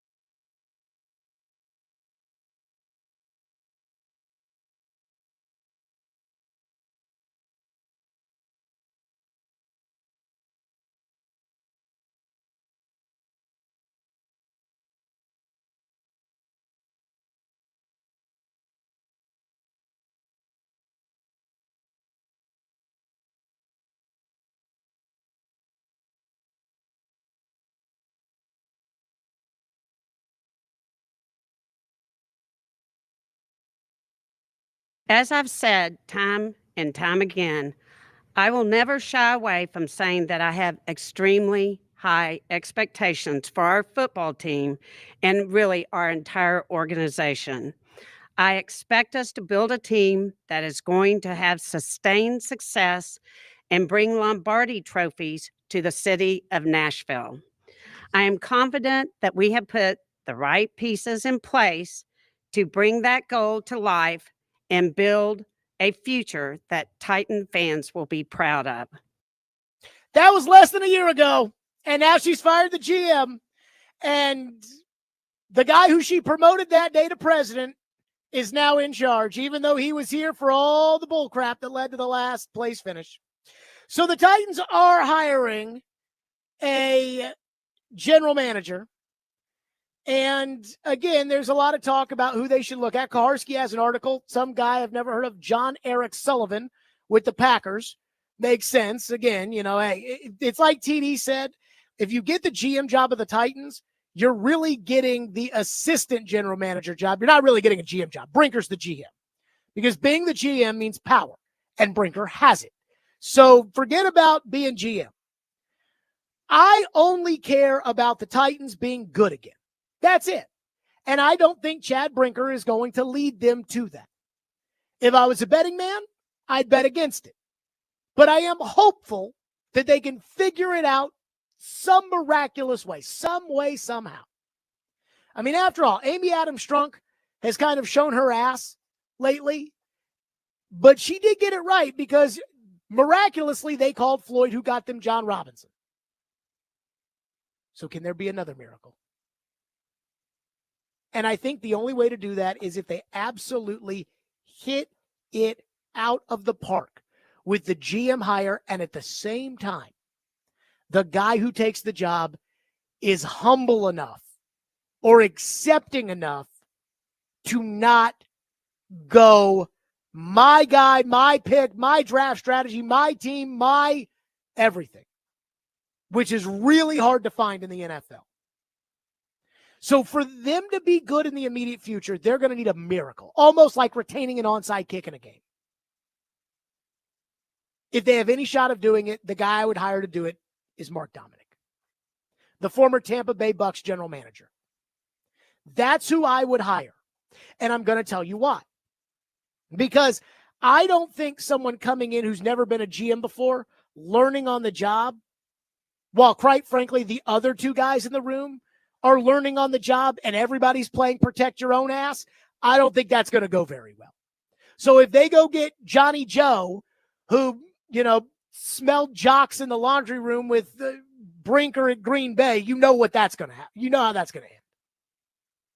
And secondly, for this to work, they're going to have to hire somebody who's not looking to be the guy. Again, MGS, my team, my coach, my MGS, my guy syndrome. So if you hire some upstart candidate, that's what's going to happen. Is they're going to get a little success, and then all of a sudden they're going to try to push the other people out. And you talk about culture, it's going to be a disaster. So it has to be someone who I know can work with others, and specifically these two, Brinker and Callahan. And that's where Mark Dominic comes in. Mark Dominic is very analytical and business savvy. Right now, he's working with a company, I think he's CEO or he's up there, some data company, some venture capital football company. They explained it to me at the Super Bowl one year. I'm not sure I totally understood it. But again, that's the kind of crap that Chad Brinker feeds off of. Dominic is a huge fan and has gone on record in support of Brian Callahan as head coach. I don't know if they know each other from the past, Callahan's dad and Mark Dominic. I don't know. But I do know that, again, if you're hiring someone that has to work with Brian Callahan, you want to make sure that they believe in Brian Callahan. And Mark Dominic, again, has been on record being in support of Brian Callahan before. Fourth, this team and fan base needs someone who can communicate with them, somebody that actually sounds trustworthy, and that ain't Chad Brinker. Mark Dominic was on ESPN. He's currently on SiriusXM. We had him on the day of the draft, and people, were just wowed by what they heard. And finally, they need somebody who knows ball. And Dominic knows ball. Again, you guys talk about how you don't care about John Robinson's record and winning the games because he didn't sign guys to second contracts. And in Tampa Bay, they signed 17 picks when he was the GM to multi-year extensions after their rookie deal expired. Gerald McCoy, for instance, was part of that group. Mark Barron was part of that group. Levante David was part of that group. Doug Martin was part of that group. Again, all the good guys, Thomas Dimitrov, Rick Spielman, Pete Carroll, those guys aren't coming here to work for Chad Brinker. The upstarts, the guys that have opportunities with other teams, they're not coming here to work with Chad Brinker. So either you get somebody who is completely underqualified, who Brinker knows from his days in Green Bay, or you get somebody who's out of the game, who wants to get back in, which I think Dominic would, and you need somebody who A, knows ball, he does, B, can communicate with the fans, C, doesn't have too big of an ego that he won't be able to work for Brinker in this Fakakta system, and 4, believes in Brian Callahan. That's Mark Dominic. Again, I just go back to things Dominic has said in the past. This was ahead of the draft, talking about the Titans. This was Dominic on SiriusXM NFL Radio, talking about Mark Dominic talking about the Titans and the position they were in picking at 7. And listen to how he walks you through what he would do in that situation. If Brock is there, I think that's too easy of a pick. If not, it feels like it's an offensive tackle. Could they take another pass rusher type of guy? Sure. But my gut instinct is that they want to make sure they secure the offensive line. They did what you said, right? You get a pass catching running back on Tony Pollard. You got Tyjae Spears, who obviously can catch the ball well in the backfield. Those two will hopefully complement each other and work really well. But then they also said, hey, look, we're going to solidify our wide receiver room with Treylon Burks, but Calvin Ridley and DeAndre Hopkins. We've got 3 guys, 3 horses, so we don't have to take a wide receiver, in the first round. We feel really good. So it goes back down to me. It's the 3 choices. It's if the tight end's there, I think it's a Stockton to Malone. I think it's a slam dunk. But if the tight end's not there, I think it's offensive tackle. And then if it's not, if for whatever reason they like only one of them and that player's off the board, I think that they might be the first team to take the defensive, take Dallas Turner. Okay, so he just walked you through all of it, saying, hey, I think it's a slam dunk, Stockton to Malone. If not, take the tackle. So again, they're in the room. Do you want somebody that's like, we have to? Because again, that's not what Amy wants. She wants collaboration. By the way, Brock Bowers probably had the best rookie season of any rookie in the NFL who wasn't a quarterback. And again, this was Dominic. I asked him before on draft night, he was on our program, and I asked him if he was the general manager picking on the offensive line, how would he, and again, let's go back to what Brinker wants and Nyhill wants and Amy wants and Callahan wants, collaboration, getting the coaches involved in the scouting, setting the agenda, etc. How would he work with Bill Callahan, the guru? Here's what he said on draft night when it came to him in that position. So if you were GM, how much would you rely on Bill Callahan when it comes to these two of saying, okay, if I'm at 7, they're both there. Who do you want? Yeah, I mean, I think that's what a lot of people lose is the amount of collaboration you're looking for, especially when you have a coach that's got the success and the history and the pedigree that Coach Callahan has. That if he says, hey, look, the scouts or we like Alt better, but you like Olu, we're going to go Olu. I don't want to try to fit the square peg in the round hole. I want the coach to be motivated to have who he has. And so I would absolutely lean towards him and say, hey, look, coach, we might like this guy better, but if this is the guy you feel like, your success and your history, I'm definitely going to trust Callahan and I'll ride it. It's my pick as the GM. And that's what happened. I did that in Tampa. And you know what? You get credit for the good ones and you get credit for the bad ones. And so regardless of what all the other information is that's coming into that, making that choice, that's how it goes down. But I would certainly lean and be collaborative and let coach help me pick this pick. So we have a former general manager who has demonstrated success by picking guys in the past that have gone on to have good careers, that knows how to draft, knows how to evaluate. He's not 150 years old.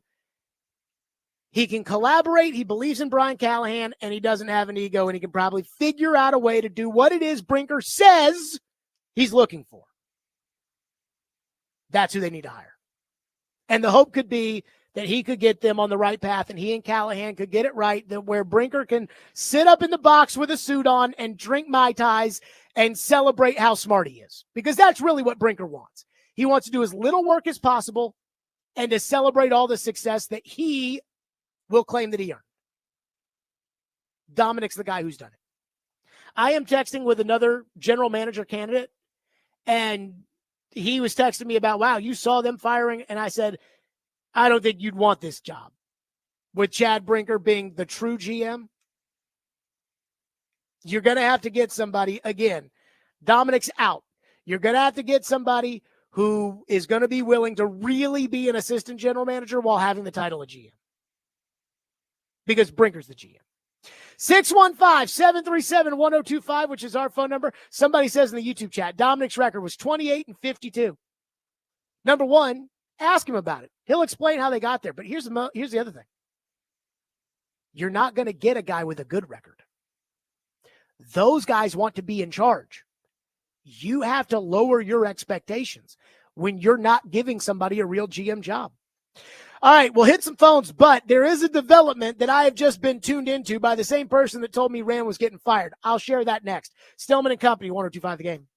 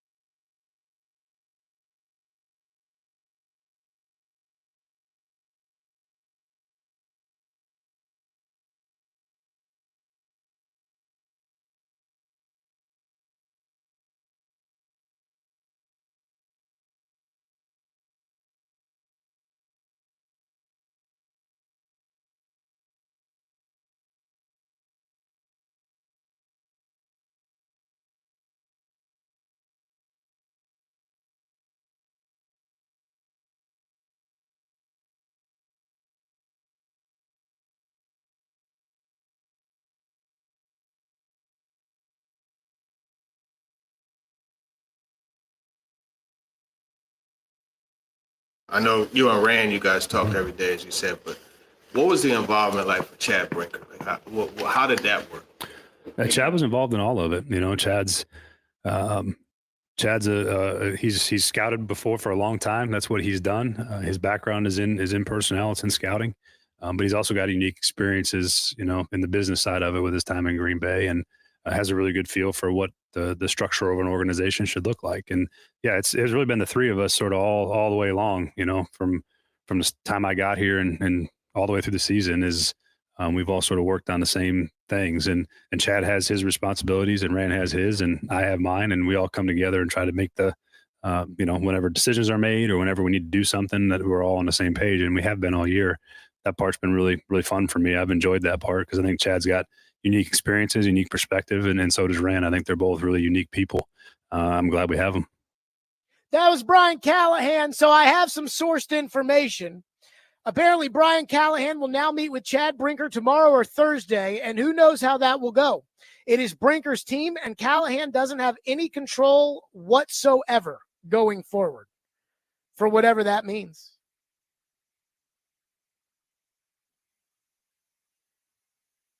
And I'm reading about how some of this stuff may be a little different with Brinker than it was with Rand, etc. I mean, I think it's all stupid, but hey, that's just me. Let's go to some of your phones. So Brian Callahan will meet with Chad Brinker tomorrow or Thursday. Why don't they just meet now? Like, I thought, shouldn't they be, like, what are they doing? Like, whatever. All right, let's go to Lawrence, who's up next here on our program. But first, before we go to Lawrence, I do want to say usually we have Predators Game Day presented by TJ Anderson Homes of Benchmark Realty. We will skip that today with the big news. Barry Trotz will join us tomorrow at 5 o'clock. Predators Game Day, though, is presented by TJ Anderson Homes of Benchmark Realty online at tjandersonhomes.com. Get your house seen, heard, and sold with TJ. Lawrence is up next. Lawrence, go ahead. Thank you for having me on, Jared. I mean, I think Amy's incompetence is to blame for all this because she's using Rand Carthon as a scapegoat. I'm not saying Rand's a good GM, but she's using him as a scapegoat for her incompetence of hiring him and firing Mike Vrabel and John Robinson. Like you say, John Robinson had a winning record as GM. I mean, I think it was just plain stupid to fire those people, even though they made some mistakes. They didn't make as bad of mistakes as this organization has and this staff has after she fired those that she previously had on. Lawrence, I don't disagree with what you're saying, and I appreciate your call. I think Amy Adams Strunk's a terrible owner. I think she's a good person. I do. And I used to think she was a good owner. But the proof is in the pudding.